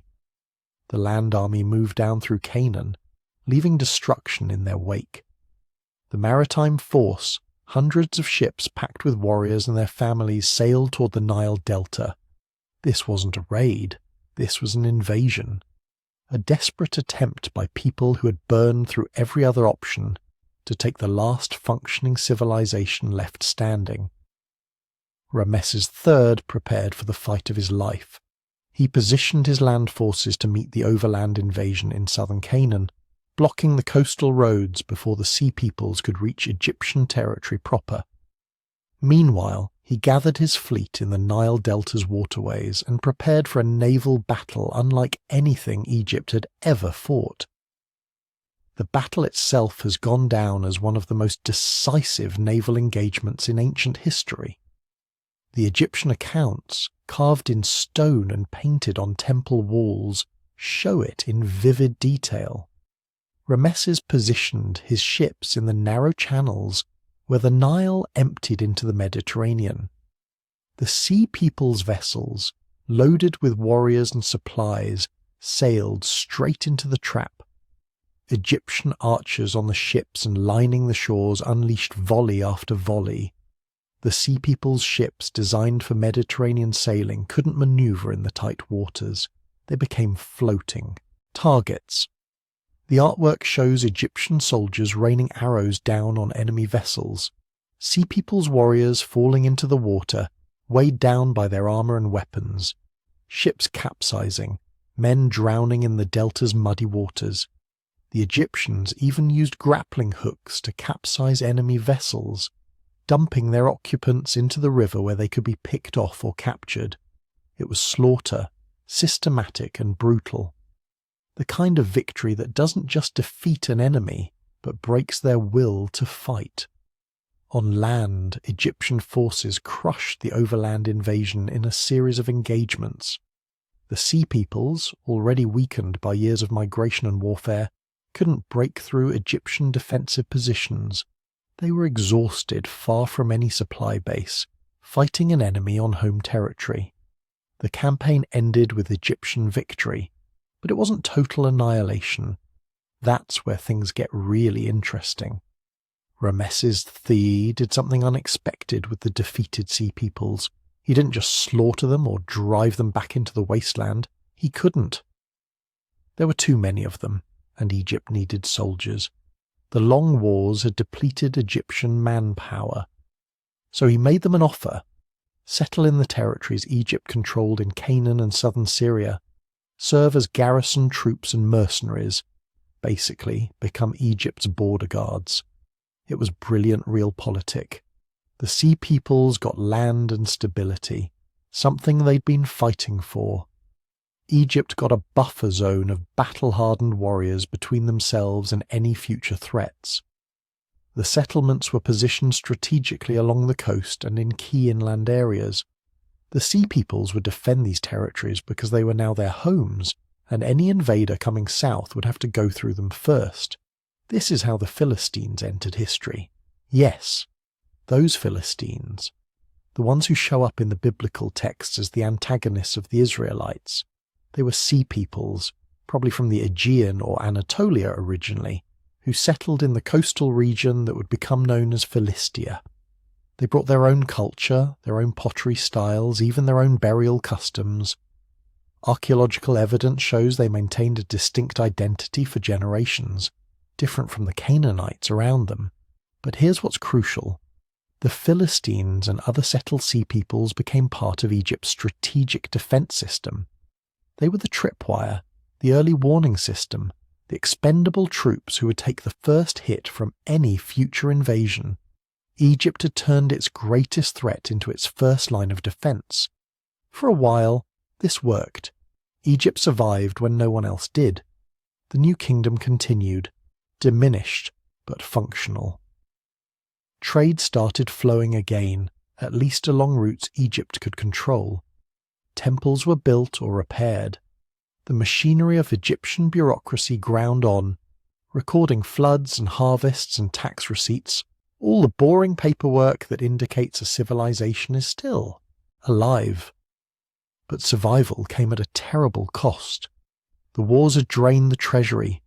The loss of trade networks meant Egypt was isolated, cut off from resources it had relied on for centuries. Tin for bronze became scarce. Luxury goods from abroad disappeared. The empire had to turn inward, relying on its own resources in a way it hadn't for generations. More importantly, the social fabric was fraying. The military campaigns had elevated the army to new prominence. Generals became power brokers. The priesthood, always influential in Egypt, grew even more powerful as people turned to the gods for protection against the chaos beyond the borders. The pharaoh's authority, once absolute, was now shared with institutions that had their own agendas. Rameses III held it together through force of personality and military success. But even he couldn't escape the consequences of Egypt's survival. In year 32 of his reign, around 1155 BC, members of his own court conspired to kill him. The harem conspiracy, as it's known, involved multiple wives, palace officials, and even some military officers. They wanted to put a different heir on the throne, probably someone they thought they could control. The assassination attempt succeeded, sort of. Sources are unclear, but the most recent analysis of Ramesses III's mummy suggests his throat was cut. He probably died from the wound, though the conspiracy itself failed. The designated conspirators were caught and executed. The crown prince, Ramesses IV, took power and secured his position. But the damage was done. The pharaoh who had saved Egypt from the Sea Peoples, who had stood against the tide that destroyed every other Bronze Age empire, died at the hands of his own courtiers. It was a sign of how unstable things had become. When your own palace isn't safe, when the people closest to the throne are plotting murder, the empire is already in decline no matter how many foreign enemies you've defeated. Ramesses IV tried to maintain his father's legacy, but he was fighting a losing battle. Each subsequent pharaoh had less power, less wealth, less authority. The high priests of Amun in Thebes became virtually independent rulers of southern Egypt. The empire began fragmenting into competing power centres, not all at once, not with the dramatic suddenness that destroyed the Hittites or Mycenaeans, but slowly, inevitably, like a stone wearing away under constant water. The irony is brutal. Egypt survived the Bronze Age collapse only to spend the next several centuries declining anyway. They avoided the sudden death that took their neighbours, but couldn't escape the long deteriorating aftermath. The New Kingdom, that period of imperial glory and international dominance, ended around 1077 BC, with Egypt divided between competing dynasties. The next several centuries saw Egypt invaded repeatedly by Libyans, Nubians, Assyrians, eventually Persians and Greeks. The civilization that stood alone, that refused to fall, when everything else did, discovered that survival and recovery are two different things. They had saved themselves from immediate destruction, but couldn't rebuild the interconnected world that had made Bronze Age Egypt wealthy and powerful. That world was gone, shattered beyond repair. Egypt continued, but as a shadow of what it had been. By the time the Iron Age civilizations emerged centuries later, Egypt was no longer the dominant superpower. That role had passed to others, to the Assyrians, then the Persians, eventually the Greeks and Romans. The survivors had survived, but they had not won. They had simply lasted long enough to watch a new world emerge, one where the old certainties of Bronze Age civilization were forgotten myths. But in those desperate years around 1177 BC, none of that future decline was certain. In that moment, Ramesses III and his Egypt stood as proof that collapse wasn't inevitable, that human organization and adaptation could overcome even the worst catastrophes. That sometimes, when everything is falling apart, strong leadership and geographic luck can make the difference between extinction and survival. Egypt's desperate defense became the hinge point of ancient history. If they had fallen too, if the Sea Peoples had broken through and destroyed the last functioning Bronze Age state, the Dark Age that followed might have lasted centuries longer. Instead, Egypt's survival preserved knowledge, technologies, and cultural memories that would eventually help spark the recovery. They were the bridge between the Bronze Age world that died and the Iron Age world that would rise from its ashes. But that bridge was built on corpses, thousands who died in the Delta, tens of thousands who perished in the famines and wars, and ultimately the slow death of Egyptian imperial power itself, sacrificed to buy survival in a world that had gone mad. Now, here's where the story moves from ancient texts and epic tales into something you can actually touch. Because scattered across the Mediterranean and Near East, buried under centuries of accumulated dirt and debris, lies physical evidence of what happened in 1177 BC. And when you start digging into these sites, when you actually look at what the archaeologists have found, the picture that emerges is both clearer and more terrifying than any ancient chronicle could convey. Let me take you to Hattusa first. The Hittite capital, once home to perhaps 40,000 people, a city of monumental architecture, massive fortification walls, elaborate temples, the beating heart of an empire that had lasted for over 400 years. When archaeologists excavated it, they found something that stops you cold, a destruction layer. Not just scattered evidence of damage, but a distinct stratum of ash, burned material, and collapsed architecture that covers the entire site. This wasn't gradual decline. This wasn't slow abandonment. This was catastrophic destruction, sudden and complete. But here's what makes it even more chilling. Above that destruction layer, there's almost nothing. No evidence of rebuilding. No signs that anyone tried to restore the city or salvage what remained. Just a thin accumulation of wind-blown soil. Then nothing for centuries. The Hittites didn't lose their capital and rebuild somewhere else. They simply ceased to exist as a political entity. 40,000 people gone. An entire civilization's administrative center abandoned forever. And Hattusa isn't unique. Across the eastern Mediterranean, archaeologists have found the same pattern at site after site. Ugarit on the Syrian coast shows a massive destruction layer dated precisely to around 1190 BC. The palace was burned so intensely that stone blocks cracked from the heat. In some rooms they found cuneiform tablets that had been baked hard by the flames, preserving them accidentally for modern scholars to read. These tablets contain the city's final correspondence, pleas for help that never came, frantic messages about enemy ships appearing on the horizon. In one room at Ugarit, archaeologists found something that gives you chills when you think about it. A pile of bronze weapons, spearheads and arrowheads stacked near the palace entrance. They weren't stored in the armory. They were gathered hastily as if someone was preparing for a last stand. Next to them, scattered pottery that had been smashed when the building collapsed.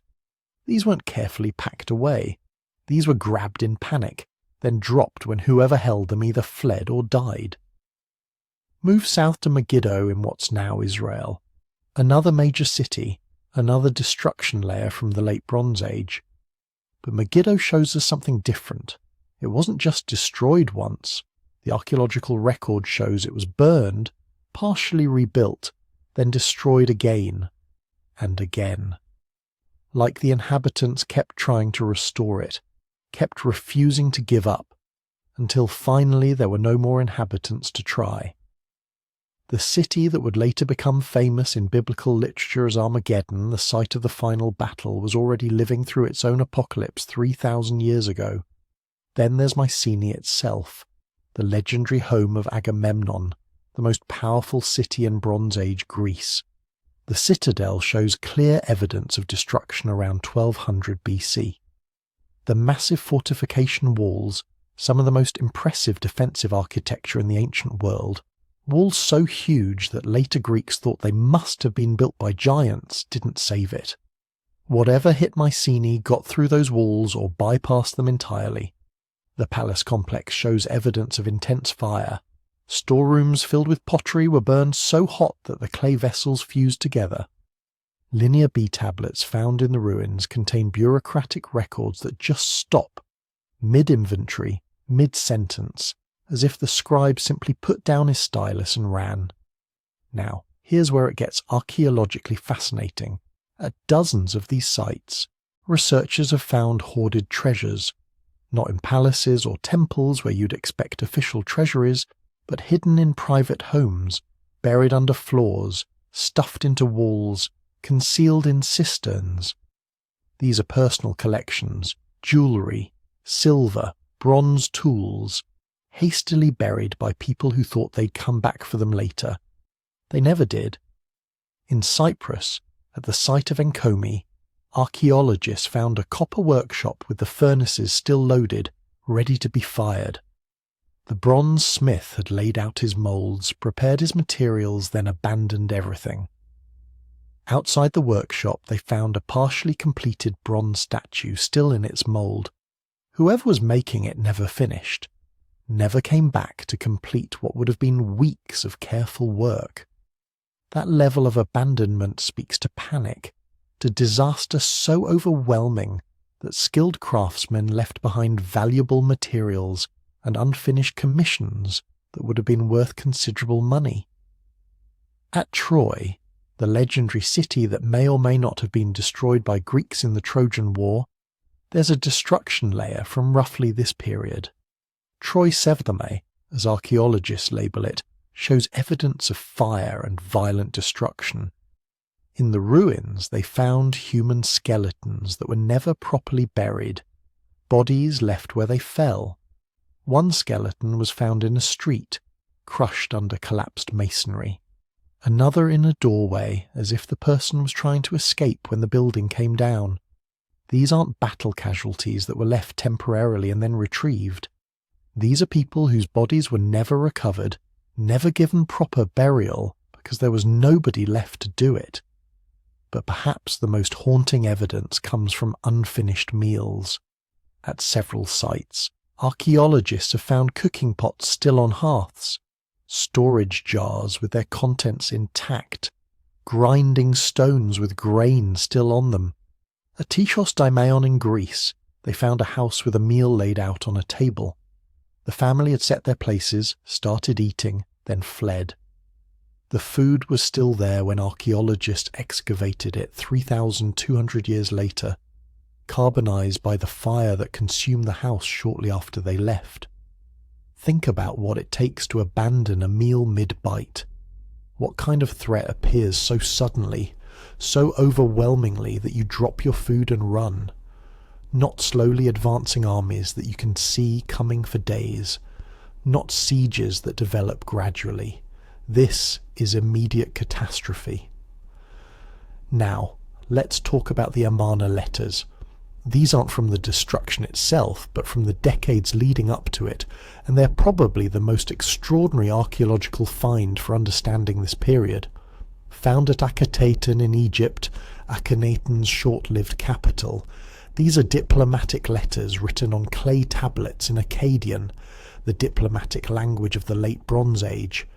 Their correspondence between Egyptian pharaohs and rulers across the Near East, and they paint an incredibly detailed picture of how the Bronze Age international system worked.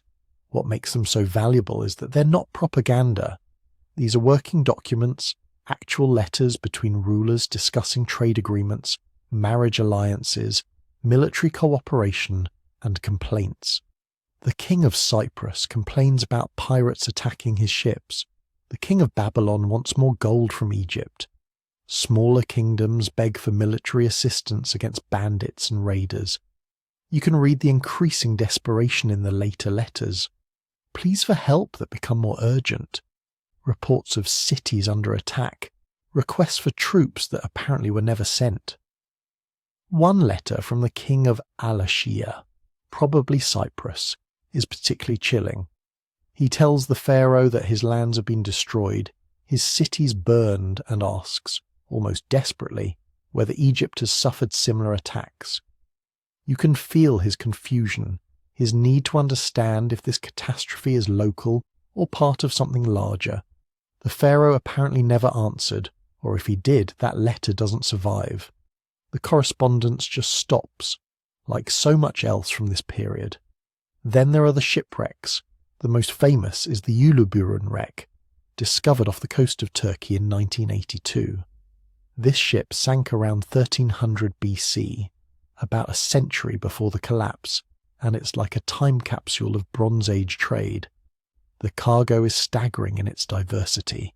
10 tons of copper ingots from Cyprus, 1 ton of tin, possibly from Afghanistan, glass ingots from Syria or Egypt, ebony from Africa, ivory from elephants and hippos, gold and silver jewellery, Baltic amber, terebinth resin, blackwood from the Sudan, ostrich eggs, turtle shells, hippopotamus teeth, weapons, tools, and luxury goods from a dozen different regions.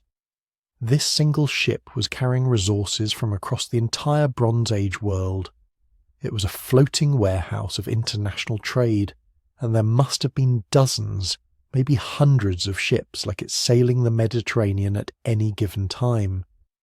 When the Bronze Age system collapsed, all of this stopped. The trade networks that had taken centuries to build disintegrated in a few decades. And we know they disintegrated because after 1200 BC, shipwrecks with this kind of diverse cargo disappear from the archaeological record. Trade didn't just decrease, it essentially ceased to exist in its Bronze Age form. The skeletal evidence tells its own grim story. At multiple sites, bioarchaeologists have found evidence of malnutrition in populations from this period. Not chronic malnutrition from poverty, but acute nutritional stress. People who had been eating adequately suddenly weren't getting enough food. Bones show arrested growth lines, evidence that children's development was interrupted by periods of starvation. Teeth show enamel defects formed during times of severe nutritional stress. At some sites, there's clear evidence of violence, not organised warfare with soldiers dying in battle, but massacre. At Lachish, skeletons show perimortem trauma, injuries at or near the time of death, skulls crushed by blunt weapons, cut marks on bones from swords or axes. These aren't warrior burials with grave goods and honour. These are mass graves, bodies dumped hastily, without ceremony. Population displacement is visible too. Genetic studies of skeletal remains show that populations in many regions changed composition during this period. People with different genetic ancestry suddenly appear in areas where they hadn't been before. This suggests large-scale population movements, refugees fleeing destroyed cities and settling wherever they could find safety. But here's what's really remarkable. Modern technology is revealing things that earlier archaeologists never could have discovered. Ground-penetrating radar has shown that many Bronze Age cities were far larger than the excavated portion suggested. Beneath the ground, invisible to traditional excavation, lie entire neighbourhoods that were abandoned and never rebuilt. Satellite imagery is revealing ancient road networks, showing how cities were connected by trade routes that fell out of use after the collapse. In some regions, you can see from aerial photographs where fields were abandoned, where irrigation systems broke down and were never repaired. DNA analysis of ancient grains is showing that the crops people were growing changed after the collapse. The diverse agriculture of the Bronze Age gave way to simpler farming focused on hardier, lower-yield crops. People were growing food to survive, not to trade. Isotope analysis of human teeth is revealing migration patterns with unprecedented precision. By analysing oxygen and strontium isotopes in tooth enamel, researchers can tell where people spent their childhoods, and they're finding that populations became far more mobile during the collapse period. People who grew up in one region died in another, evidence of widespread displacement. Climate data from ice cores, tree rings, and sediment cores is giving us year-by-year resolution on weather patterns during this period. And what it shows is striking. The decades around 1200 BC were marked by severe drought in the eastern Mediterranean, crop failures, and climate volatility. But here's what all this evidence points to when you put it together. The Bronze Age collapse wasn't just political or military, it was systemic. Every level of society was affected, from kings in their palaces to farmers in their fields. The destruction wasn't limited to one region or one type of site. It was everywhere, hitting coastal cities and inland settlements, large capitals and small towns. Most tellingly, the abandonment was often permanent. These weren't cities that were destroyed and then rebuilt by conquerors. They were destroyed and left as ruins. for centuries in some cases, until completely different populations with completely different cultures eventually resettled them. The physical evidence tells us that whatever happened in the decades around 1177 BC was catastrophic enough to shatter not just political structures, but the entire social and economic system that had sustained Bronze Age civilization. Trade networks that had existed for centuries collapsed. Technologies were lost. Literacy disappeared in many regions. Population levels dropped dramatically and took centuries to recover. And all of this happened not over centuries, but over decades. Maybe even faster at individual sites. A generation that grew up in palace cities with international trade, professional armies, and bureaucratic administration raised children in a world where those things had become memories, stories of a golden age that seemed increasingly impossible to believe. The ruins tell us that the Bronze Age didn't decline. It didn't gradually transform into something else. It collapsed, suddenly and catastrophically, leaving behind burned palaces, abandoned cities, and scattered survivors trying to make sense of a world that had been utterly transformed. But what actually caused all this destruction? That's where the archaeological evidence starts to become ambiguous, where we move from what we can prove to what we can only theorize. Because the ruins show us the collapse happened, but they don't conclusively tell us why. So what actually happened? After a century of archaeology, thousands of excavations, millions of pottery shards catalogued and analysed, countless scholarly debates, here's the honest answer: nobody knows for sure. And that's not because archaeologists aren't doing their jobs.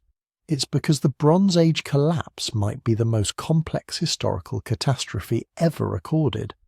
Multiple theories exist, each one supported by solid evidence, each one explaining part of the picture, but none of them explaining everything. Let's walk through them one by one. The invasion theory was first. It's the oldest explanation and in many ways the most dramatic. According to this view, the Sea Peoples were the primary cause of everything that went wrong. They weren't just raiders or refugees. They were a massive invasion force. Hundreds of thousands of warriors from somewhere in the Mediterranean or beyond, descending on the civilized world like a plague of locusts. The evidence for this seems compelling at first glance. Nearly every collapsed site shows signs of violent destruction. Fire layers in the archaeological record, scattered weapons, bodies left unburied in the streets, Egyptian inscriptions describing massive battles against foreign invaders. Rameses III's temple reliefs showing ships full of warriors, ox carts loaded with women and children, the classic signature of a migrating population looking for new lands to conquer. For decades this was the standard explanation. Civilization fell because barbarians invaded. Simple, dramatic, easy to understand. It fit perfectly with how people thought about history in the early 20th century. Civilizations rise. Civilizations get soft and decadent. Barbarians come in and destroy everything. The cycle of history. But dig deeper, and the invasion theory starts developing problems. Big problems. First, who exactly were these Sea Peoples? The Egyptian texts name various groups: the Peliset, the Cheka, the Shekelesh, the Denian, but they never tell us where these people actually came from. Archaeological evidence doesn't help much either. We've never found a Sea People's homeland. No region in the Mediterranean shows the kind of population collapse you'd expect if hundreds of thousands of warriors had suddenly departed. No distinctive pottery style that we can track spreading across the region. No weapons or ship designs unique to the invaders that we can trace back to a point of origin. Second, the timeline doesn't quite work. The destructions weren't simultaneous. They happened over decades, maybe even a century. If this was a single coordinated invasion, you'd expect a much tighter sequence of events. A massive force moving systematically from target to target. Instead, We see sporadic destructions, some cities falling while their neighbours survive, some regions devastated while others nearby show no damage at all. This looks less like a military campaign and more like a cascading collapse, with opportunistic raiding happening amid the chaos. Third, and this is crucial, the invasion theory doesn't explain why the civilizations were so vulnerable in the first place. The Hittite Empire at its peak commanded armies of tens of thousands. They had professional soldiers, sophisticated siege equipment, intelligence networks, fortified cities. How does a bunch of seaborne raiders destroy an empire like that? It's like saying a group of pirates destroyed the United States. Even if they won a few battles, the structural power of the empire should have been able to recover and respond, unless something else had already weakened the empire so badly that it couldn't mount an effective defence, unless the sea peoples weren't the disease, but just one of the symptoms. That's where the environmental catastrophe hypothesis comes in. Starting in the 1990s, climate scientists and archaeologists began working together, analysing everything from ancient tree rings to lake sediment cores to ice samples from Greenland. And they found something remarkable. Right around 1200 BC, the climate went completely haywire. The eastern Mediterranean entered one of the most severe drought periods in the last 4,000 years. We're not talking about a bad year or two. We're talking about decades of crop failures, probably 50 to 150 years of significantly reduced rainfall across the entire region. Tree ring data from ancient junipers in Turkey shows growth rings so narrow they're almost invisible. Evidence of extreme water stress year after year. Lake levels across the Mediterranean dropped dramatically. Pollen records show forests dying back and being replaced by scrub vegetation. The evidence is overwhelming. Something went catastrophically wrong with the climate right when the Bronze Age collapse happened. Now imagine you're managing a Bronze Age civilization when the rains start failing. Your agriculture is sophisticated but fragile. You've built irrigation systems that work beautifully when water is available, but you don't have deep wells or modern drought-resistant crop varieties. Your population has grown to match the carrying capacity of your territory during good years. You don't have massive surplus storage. Maybe a year or two of emergency grain, but not a decade. The first year of bad harvests, you manage. You draw down your reserves, maybe import some grain from neighbours who had better luck. The second year, it's tighter. Rations get reduced. Prices start rising. The palatial economy starts straining. The third year, you're in crisis. Food riots in the cities. Regional governors hoarding whatever grain they have. Trade networks breaking down because nobody wants to export food when their own people are starving. By year 5 or 6, you're not a civilization anymore. You're a collection of desperate communities, each trying to survive in isolation. The drought theory explains so much. It explains why multiple civilizations fell around the same time. They were all dependent on the same climate system. It explains why recovery took so long, because the drought itself lasted for decades. It explains why trade collapsed, because drought-stricken regions couldn't produce the surplus goods that made trade profitable. It even explains the sea peoples, environmental refugees from regions hit hardest by the drought, becoming raiders and migrants because staying home meant starvation. But the drought theory has problems too. Some regions that should have been devastated by drought show minimal disruption. Egypt survived, and it was just as dependent on rainfall and Nile floods as anywhere else. Some Mesopotamian cities kept functioning throughout the period, and drought doesn't explain the specific pattern of destruction we see. Why were palatial centres systematically burned while rural villages often survived? Why did literacy disappear? You don't forget how to write just because it stopped raining. That's where the systems collapse theory comes in. This is more abstract, more theoretical, but it might be the most important explanation. Anthropologists and complexity scientists have studied how complex societies fail, how empires that seem invincible can suddenly disintegrate. And they've found something fascinating. Complex societies don't fail gradually. They collapse suddenly, all at once, like a house of cards where you pull out one card and the whole structure comes down. Bronze Age civilizations were incredibly complex systems. They had elaborate bureaucracies managing everything from agriculture to metallurgy. They had specialized labor, people who only made pottery or only worked bronze or only served as scribes. They had long-distance trade networks bringing in essential resources from hundreds of miles away. They had military systems that required constant investment in training, equipment, and fortifications. All of these elements were interdependent. The palatial economy needed taxes from farmers to pay craftsmen. Craftsmen needed tin and copper from distant sources to make bronze. Bronze weapons kept the military strong.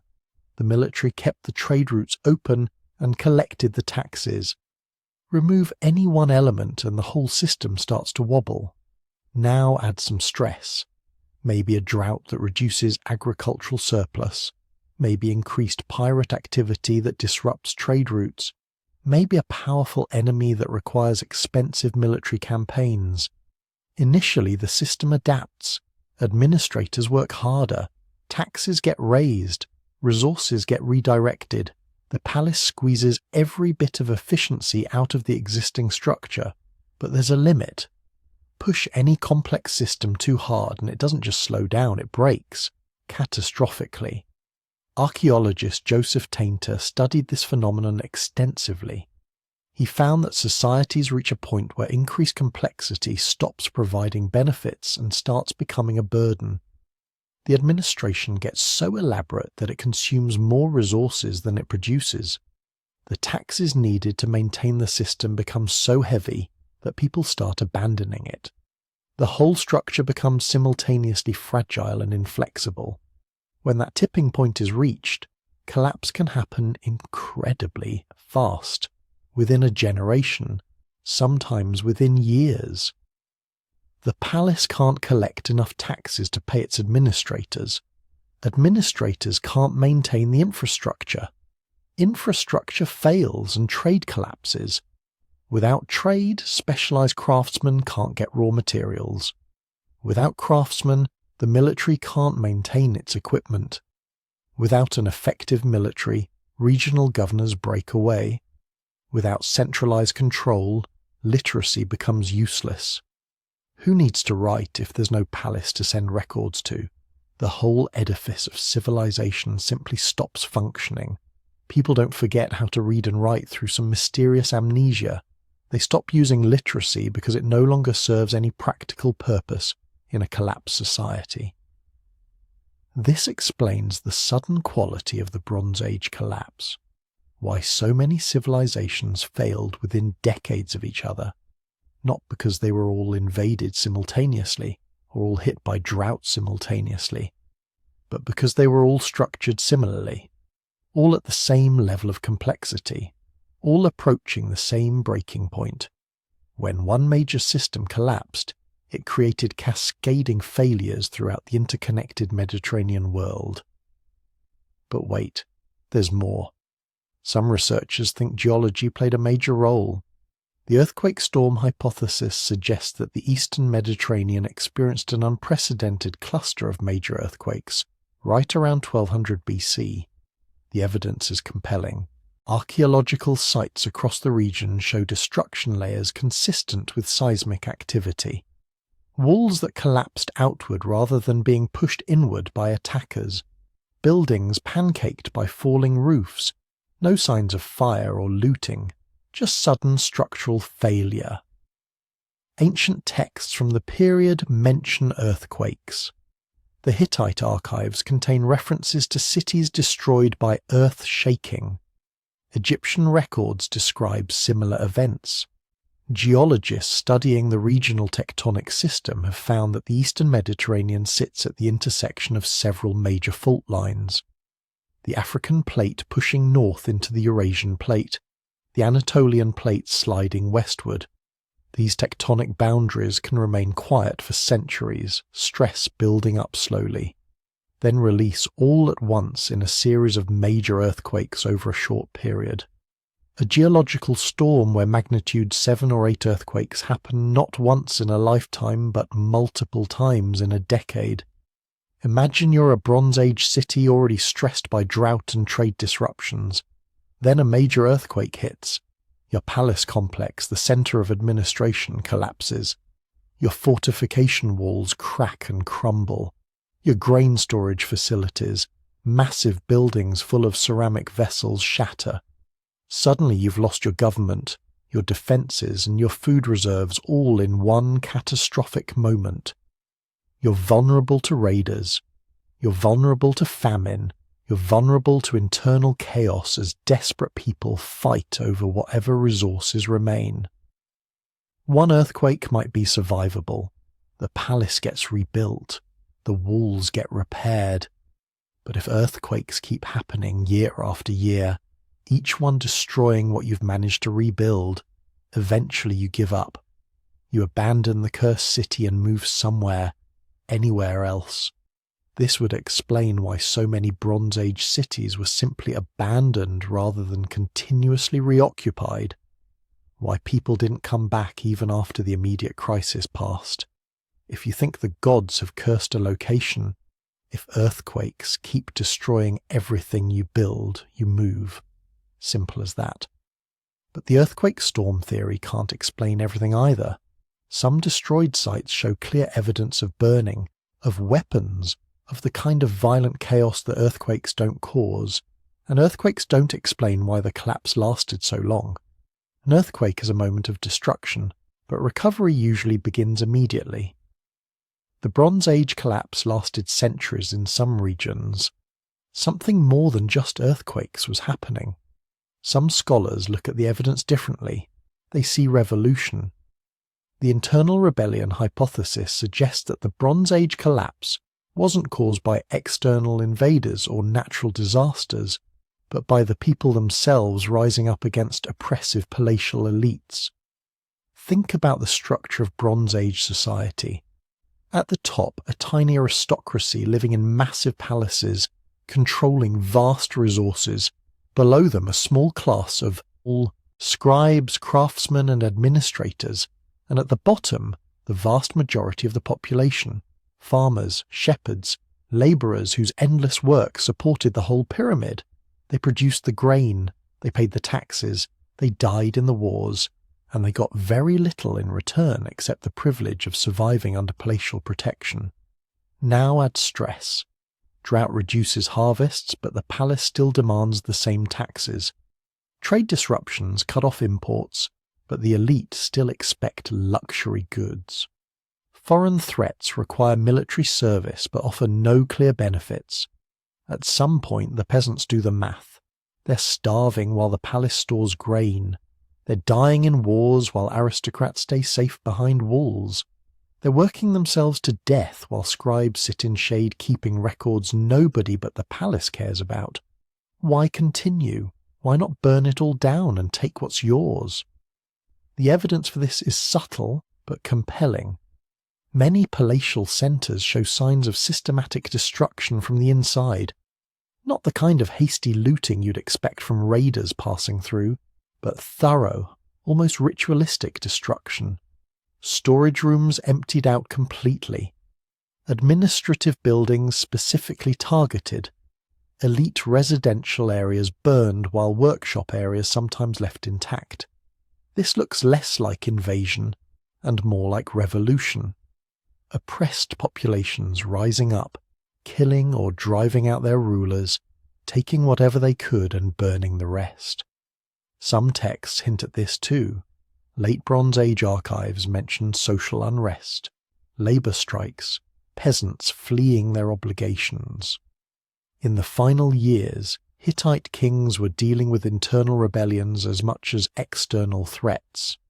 The Mycenaean palaces show evidence of increasingly desperate attempts to control the population in their final decades. More fortifications built around palatial centres as if the rulers were afraid of their own people. This theory resonates with modern sensibilities. We understand revolution. We understand oppressed populations reaching breaking points, and it explains why literacy disappeared. If literacy was a tool of palatial control, used mainly for taxation records and administrative documents, then destroying the palace means destroying the purpose of literacy. The new, more egalitarian society that emerged after the collapse didn't need scribes because they didn't have centralized administrations worth recording. But revolution theory has gaps too. If this was internal uprising, why didn't new power structures emerge immediately? Revolutions usually replace one regime with another. The Bronze Age collapse led to centuries of depopulation and simplification. That's more consistent with societal breakdown than political transformation. And some smaller sites that don't show any signs of internal stress still got destroyed. What were they rebelling against? Finally, there's the disease hypothesis. Could epidemic disease have played a role? We know pandemics can devastate complex societies. The Black Death killed a third of Europe's population and fundamentally transformed medieval civilization. The diseases brought to the Americas by European colonizers collapsed entire empires.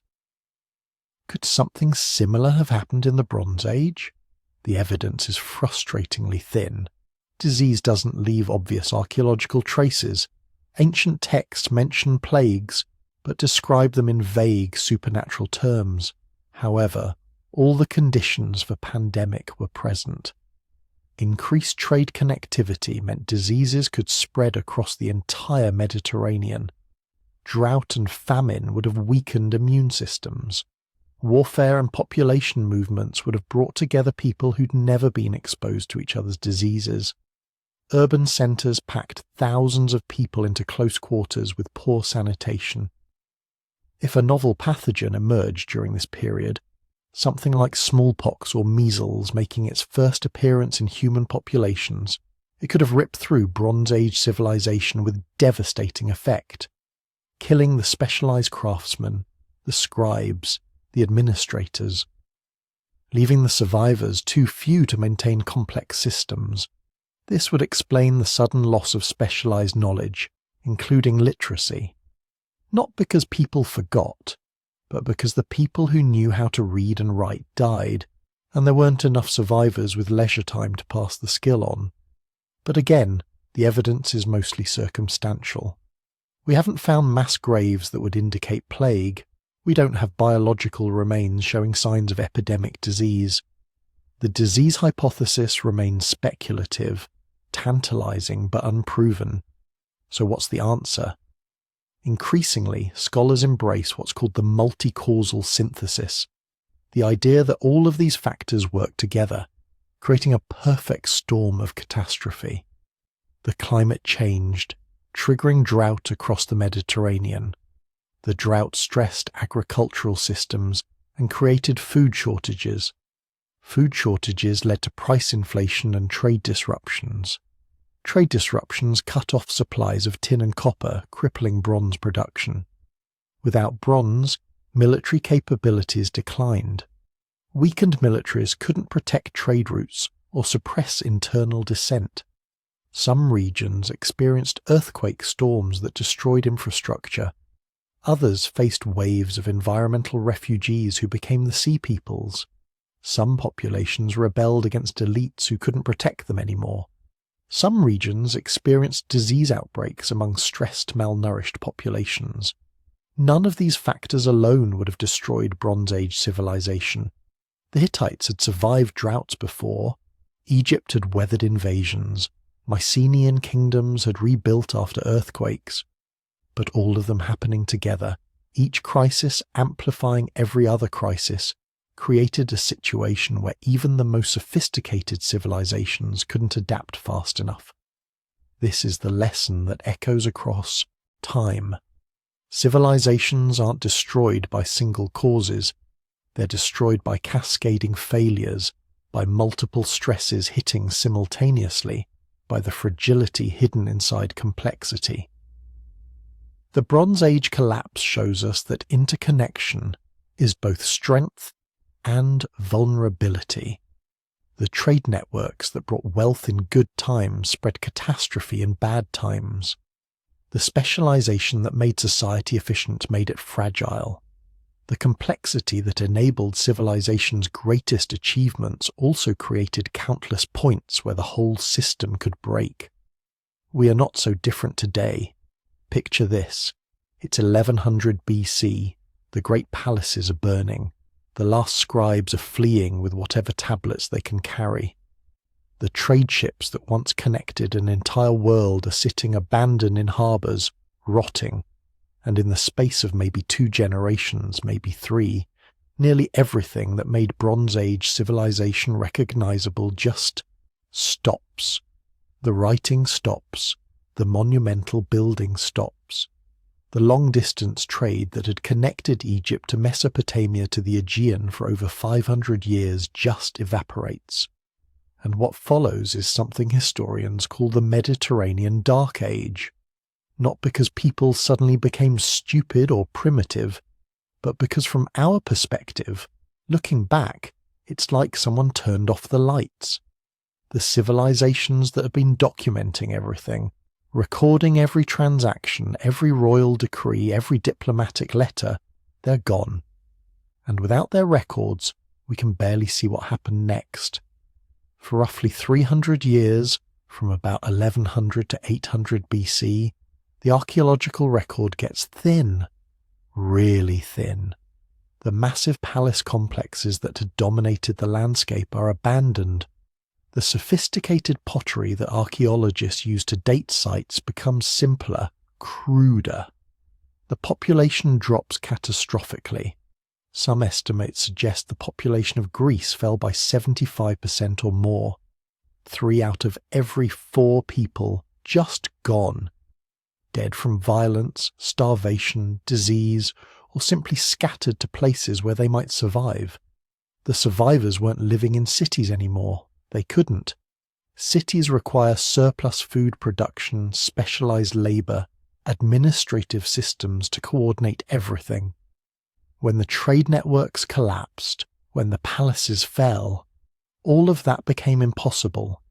Instead, people reverted to what humans had been doing for most of their history. They lived in small communities, maybe 50 or 100 people, farming or herding, making what they needed to survive, and not much more. Think about what that meant for the average person living through this transition.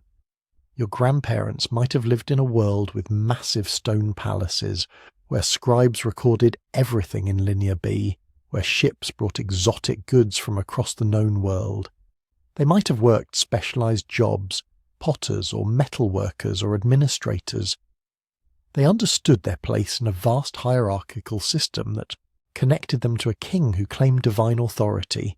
And now you're living in a village of maybe 60 people. You farm, you raise a few animals, you make your own tools because there's nobody to trade with anymore. There are no scribes because nobody needs to record grain shipments to non-existent palaces. There are no kings because there's nothing to rule except a handful of scattered communities trying to survive. The stories about the great kingdoms might still be told around fires at night, but they're becoming myths, tales of a golden age that seems impossibly distant. This is what collapse really means, not just the dramatic burning of palaces, but the long grinding poverty that follows, the loss of knowledge, the forgetting of skills, the simplification of everything because complex systems require resources and stability that no longer exist. But here's the thing about Dark Ages. They're not actually dark. Not to the people living through them. They're struggling, sure, suffering absolutely, but they're also adapting, surviving, slowly figuring out how to build something new from the wreckage of what came before. The archaeological evidence shows us small communities maintaining themselves, generation after generation. They're making pottery, even if it's simpler than what their ancestors made. They're farming, herding, fishing, they're staying alive, and in a few places they're doing more than just surviving. The Phoenicians were the first to really bounce back. These were the descendants of the Canaanite city-states that had existed along the coast of modern-day Lebanon, places like Tyre, Sidon, Byblos. They'd been minor players during the Bronze Age, stuck between the Hittites and Egyptians, paying tribute to whoever was stronger at any given moment. But they'd had one advantage. They were coastal cities, built on maritime trade, and they'd maintained their ships and their sailing knowledge even as everything else fell apart. When the dust settled after the collapse, the Phoenicians found themselves in an interesting position. All their major competitors were gone. The Mycenaean traders who'd dominated the Aegean vanished. The Hittite merchants who'd controlled Anatolia destroyed.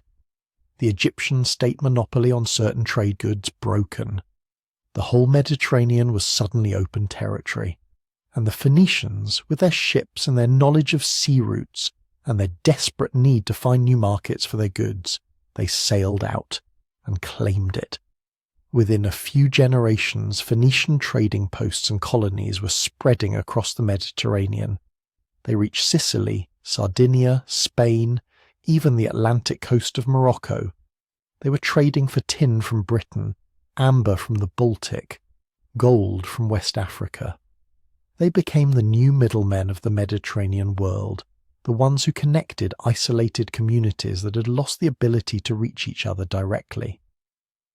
But their most important contribution wasn't trade, goods, it was information technology. The Phoenicians took the complex syllabic writing systems that had dominated the Bronze Age, systems like Linear B that required years of training to master, and they radically simplified them. They created what we now call the alphabet. Think about what an alphabet really is. Instead of needing hundreds or thousands of characters to represent every syllable or every word, you need maybe 22 to 30 characters that represent individual sounds. You can learn it in weeks, not years. Any merchant, any ship captain, any trader who needs to keep records can master it without dedicating their life to scribal training. The Phoenicians weren't trying to revolutionize human communication. They were just trying to make it easier for sailors to keep cargo manifests and merchants to track debts.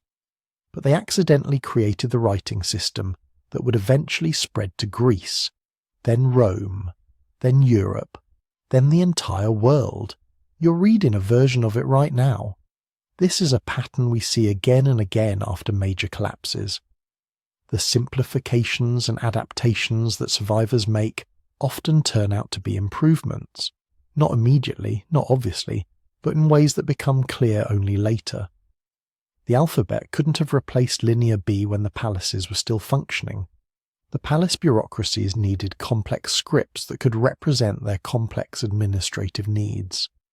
But after the collapse, when the people who needed to write were merchants and traders rather than scribes, a simple, flexible writing system was exactly what worked.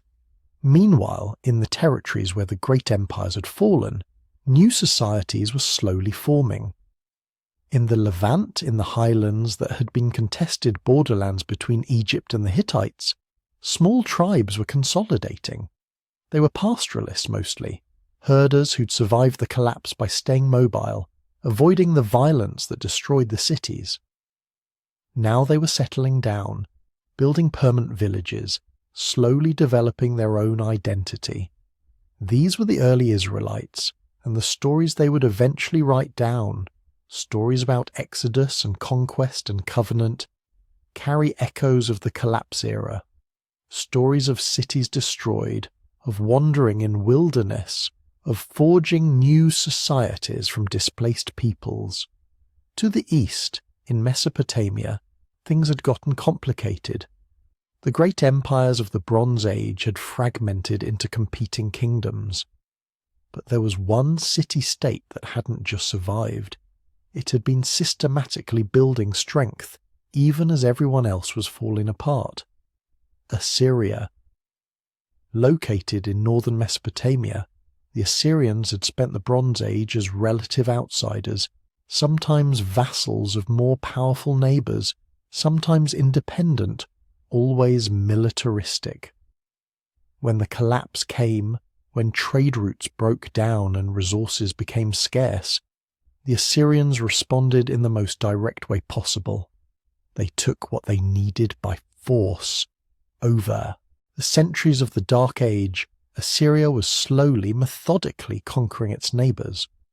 Not in one dramatic campaign, but through generations of warfare, absorption, consolidation.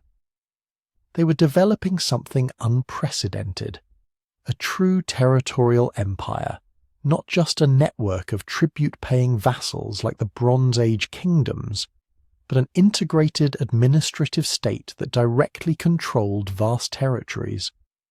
They were perfecting the machinery of imperial conquest. Professional armies, siege warfare, mass deportations of conquered populations, propaganda systems to terrify enemies into surrendering.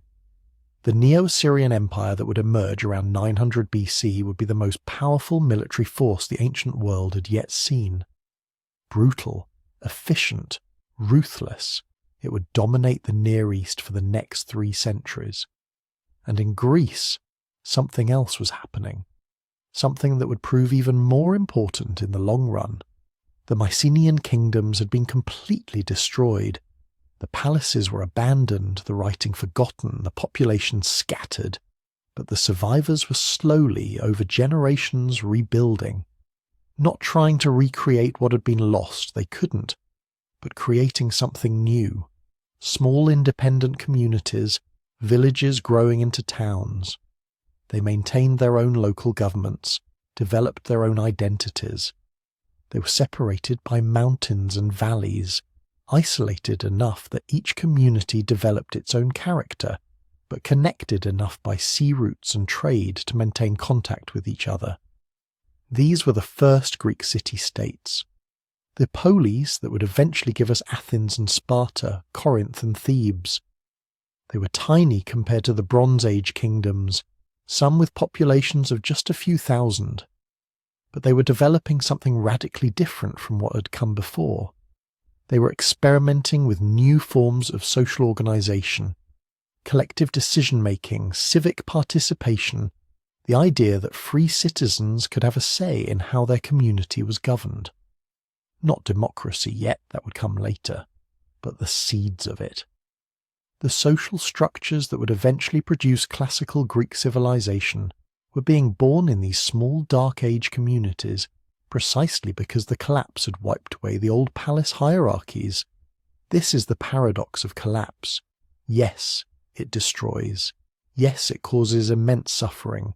Yes, whole civilizations vanish and knowledge is lost and populations decline, and for generations people live in poverty compared to what their ancestors knew.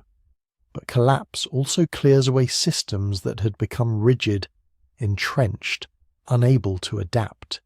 It creates space for experimentation, for new ideas, for people who would never have had opportunities in the old system to try something different. The Bronze Age palace economies had been centralized, hierarchical, conservative. They'd worked brilliantly for centuries, but they'd also been inflexible. Power was concentrated in royal, families and palace bureaucracies. Innovation was controlled by the state. People's roles were largely determined by birth. When the system was stable, this provided security and order, but it also meant that new ideas, new technologies, new social arrangements had to work within existing power structures, or they didn't happen at all. After the collapse, after the Dark Age, the societies that emerged were more diverse, more experimental, more decentralized. The Phoenician trading networks weren't controlled by kings. They were run by merchant families making independent decisions about where to sail and what to trade.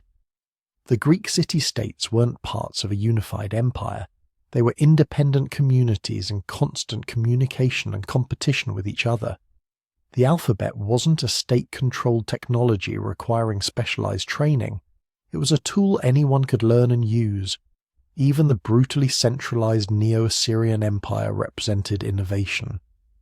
The Assyrians were creating new technologies of conquest and control, new administrative systems for managing diverse populations across vast distances.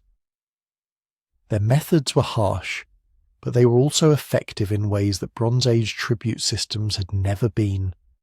They were solving the problem of how to build a stable territorial empire in a world without the trade networks and diplomatic systems that had held the Bronze Age world together. By 800 BC, the Dark Age was ending. Not suddenly, not everywhere at once, but gradually, unevenly, populations were recovering. Trade networks were reforming. Writing was spreading again, in new forms, to new people. Cities were growing, and the Mediterranean world was becoming connected again, not as a Bronze Age palace economy, but as something new. A world of independent city-states and merchant networks and competing empires. A world that would eventually give rise to classical civilizations, the ones we actually remember. The Greece of Pericles and Socrates, the Rome of Caesar and Augustus, the Persian Empire, the Hebrew Bible, Greek philosophy, Phoenician colonies spreading across the Mediterranean and Atlantic coasts. None of that could have happened without the collapse. Not because collapse is good, it's not, but because the structures that the Bronze Age had created, as impressive as they were, had reached their limits. They couldn't evolve further because they were too rigid, too centralized, too dependent on specific environmental and economic conditions. When those conditions changed, when the climate shifted and the sea peoples attacked and the trade networks failed, the whole system came apart because it couldn't bend without breaking. What rose from the ashes was more flexible, more diverse, more capable of adapting to changing conditions. The societies that emerged from the Dark Age weren't necessarily better for the people living in them, not at first, probably not for generations, but they were systems that could evolve, that could incorporate new ideas and new technologies, that could grow and change without collapsing under their own weight. The survivors of the collapse, the people who lived through those dark centuries, they didn't know they were laying foundations for classical civilization.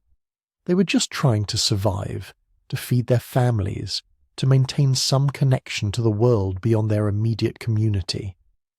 But in doing so, in adapting to a world without palaces and empires, they created something new, something that would eventually become more influential, more enduring than anything the Bronze Age had produced.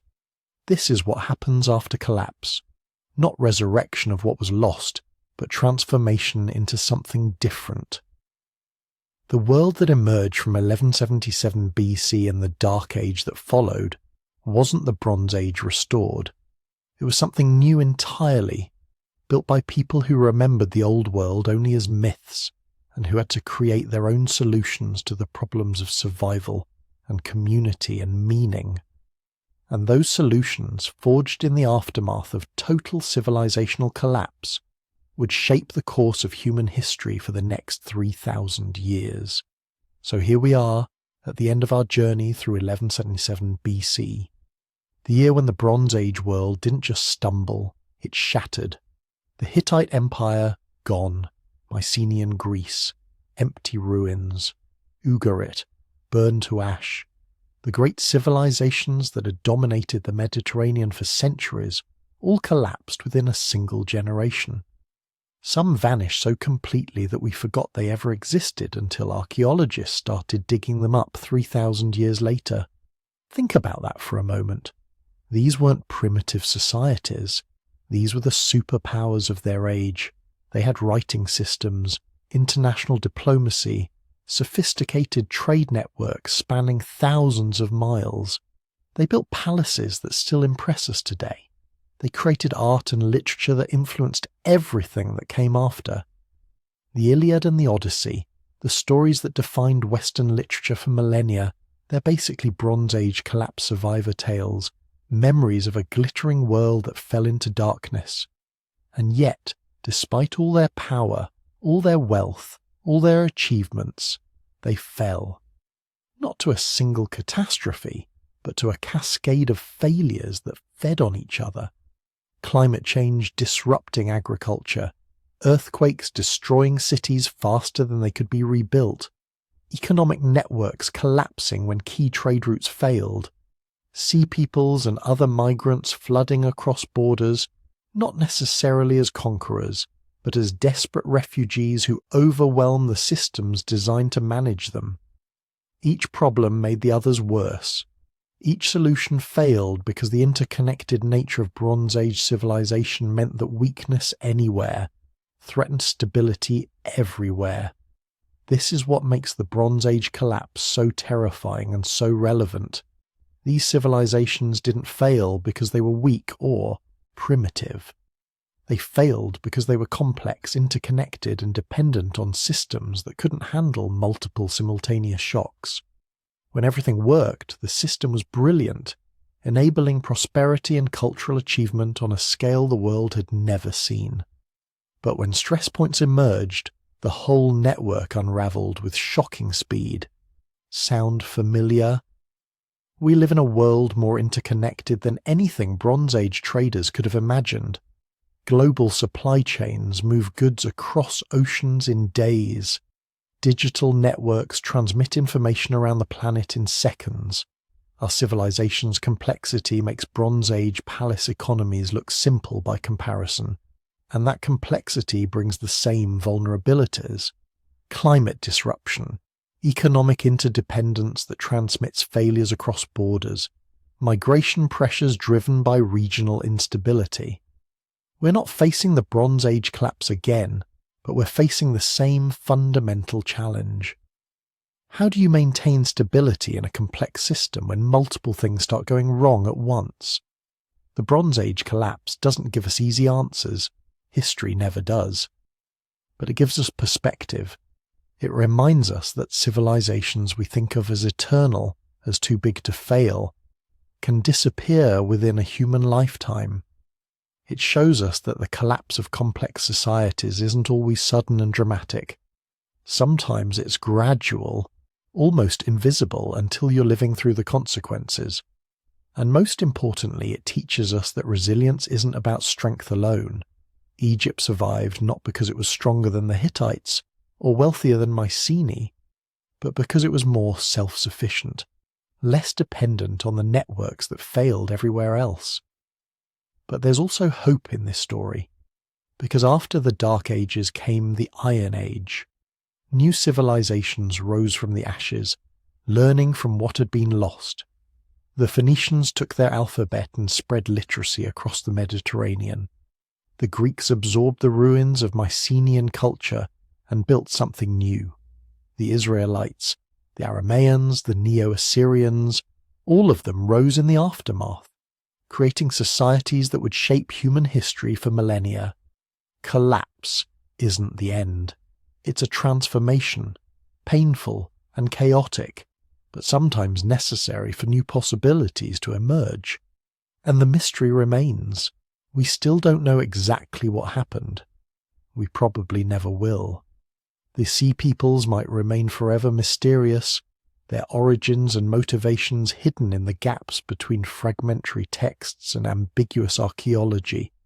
We might never untangle the exact sequence of events that turned thriving Bronze Age civilization into smoking ruins.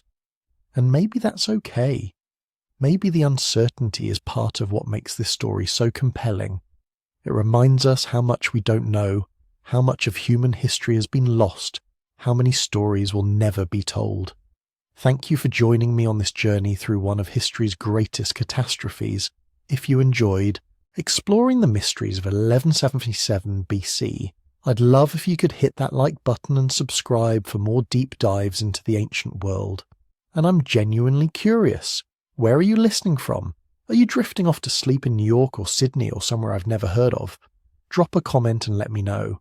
I love seeing how far these stories travel. If you'd like to support the channel, YouTube memberships are available, but they're totally optional. This content is for everyone, whether you're a member or not. Your time and attention are support enough. Now, let the ancient world fade into peaceful dreams. May you sleep well, surrounded by echoes of vanished empires and the whispers of civilizations that rose, flourished, and fell beneath the same stars that shine tonight. Rest easy, knowing that even when everything fell, something new eventually grew. Sweet dreams.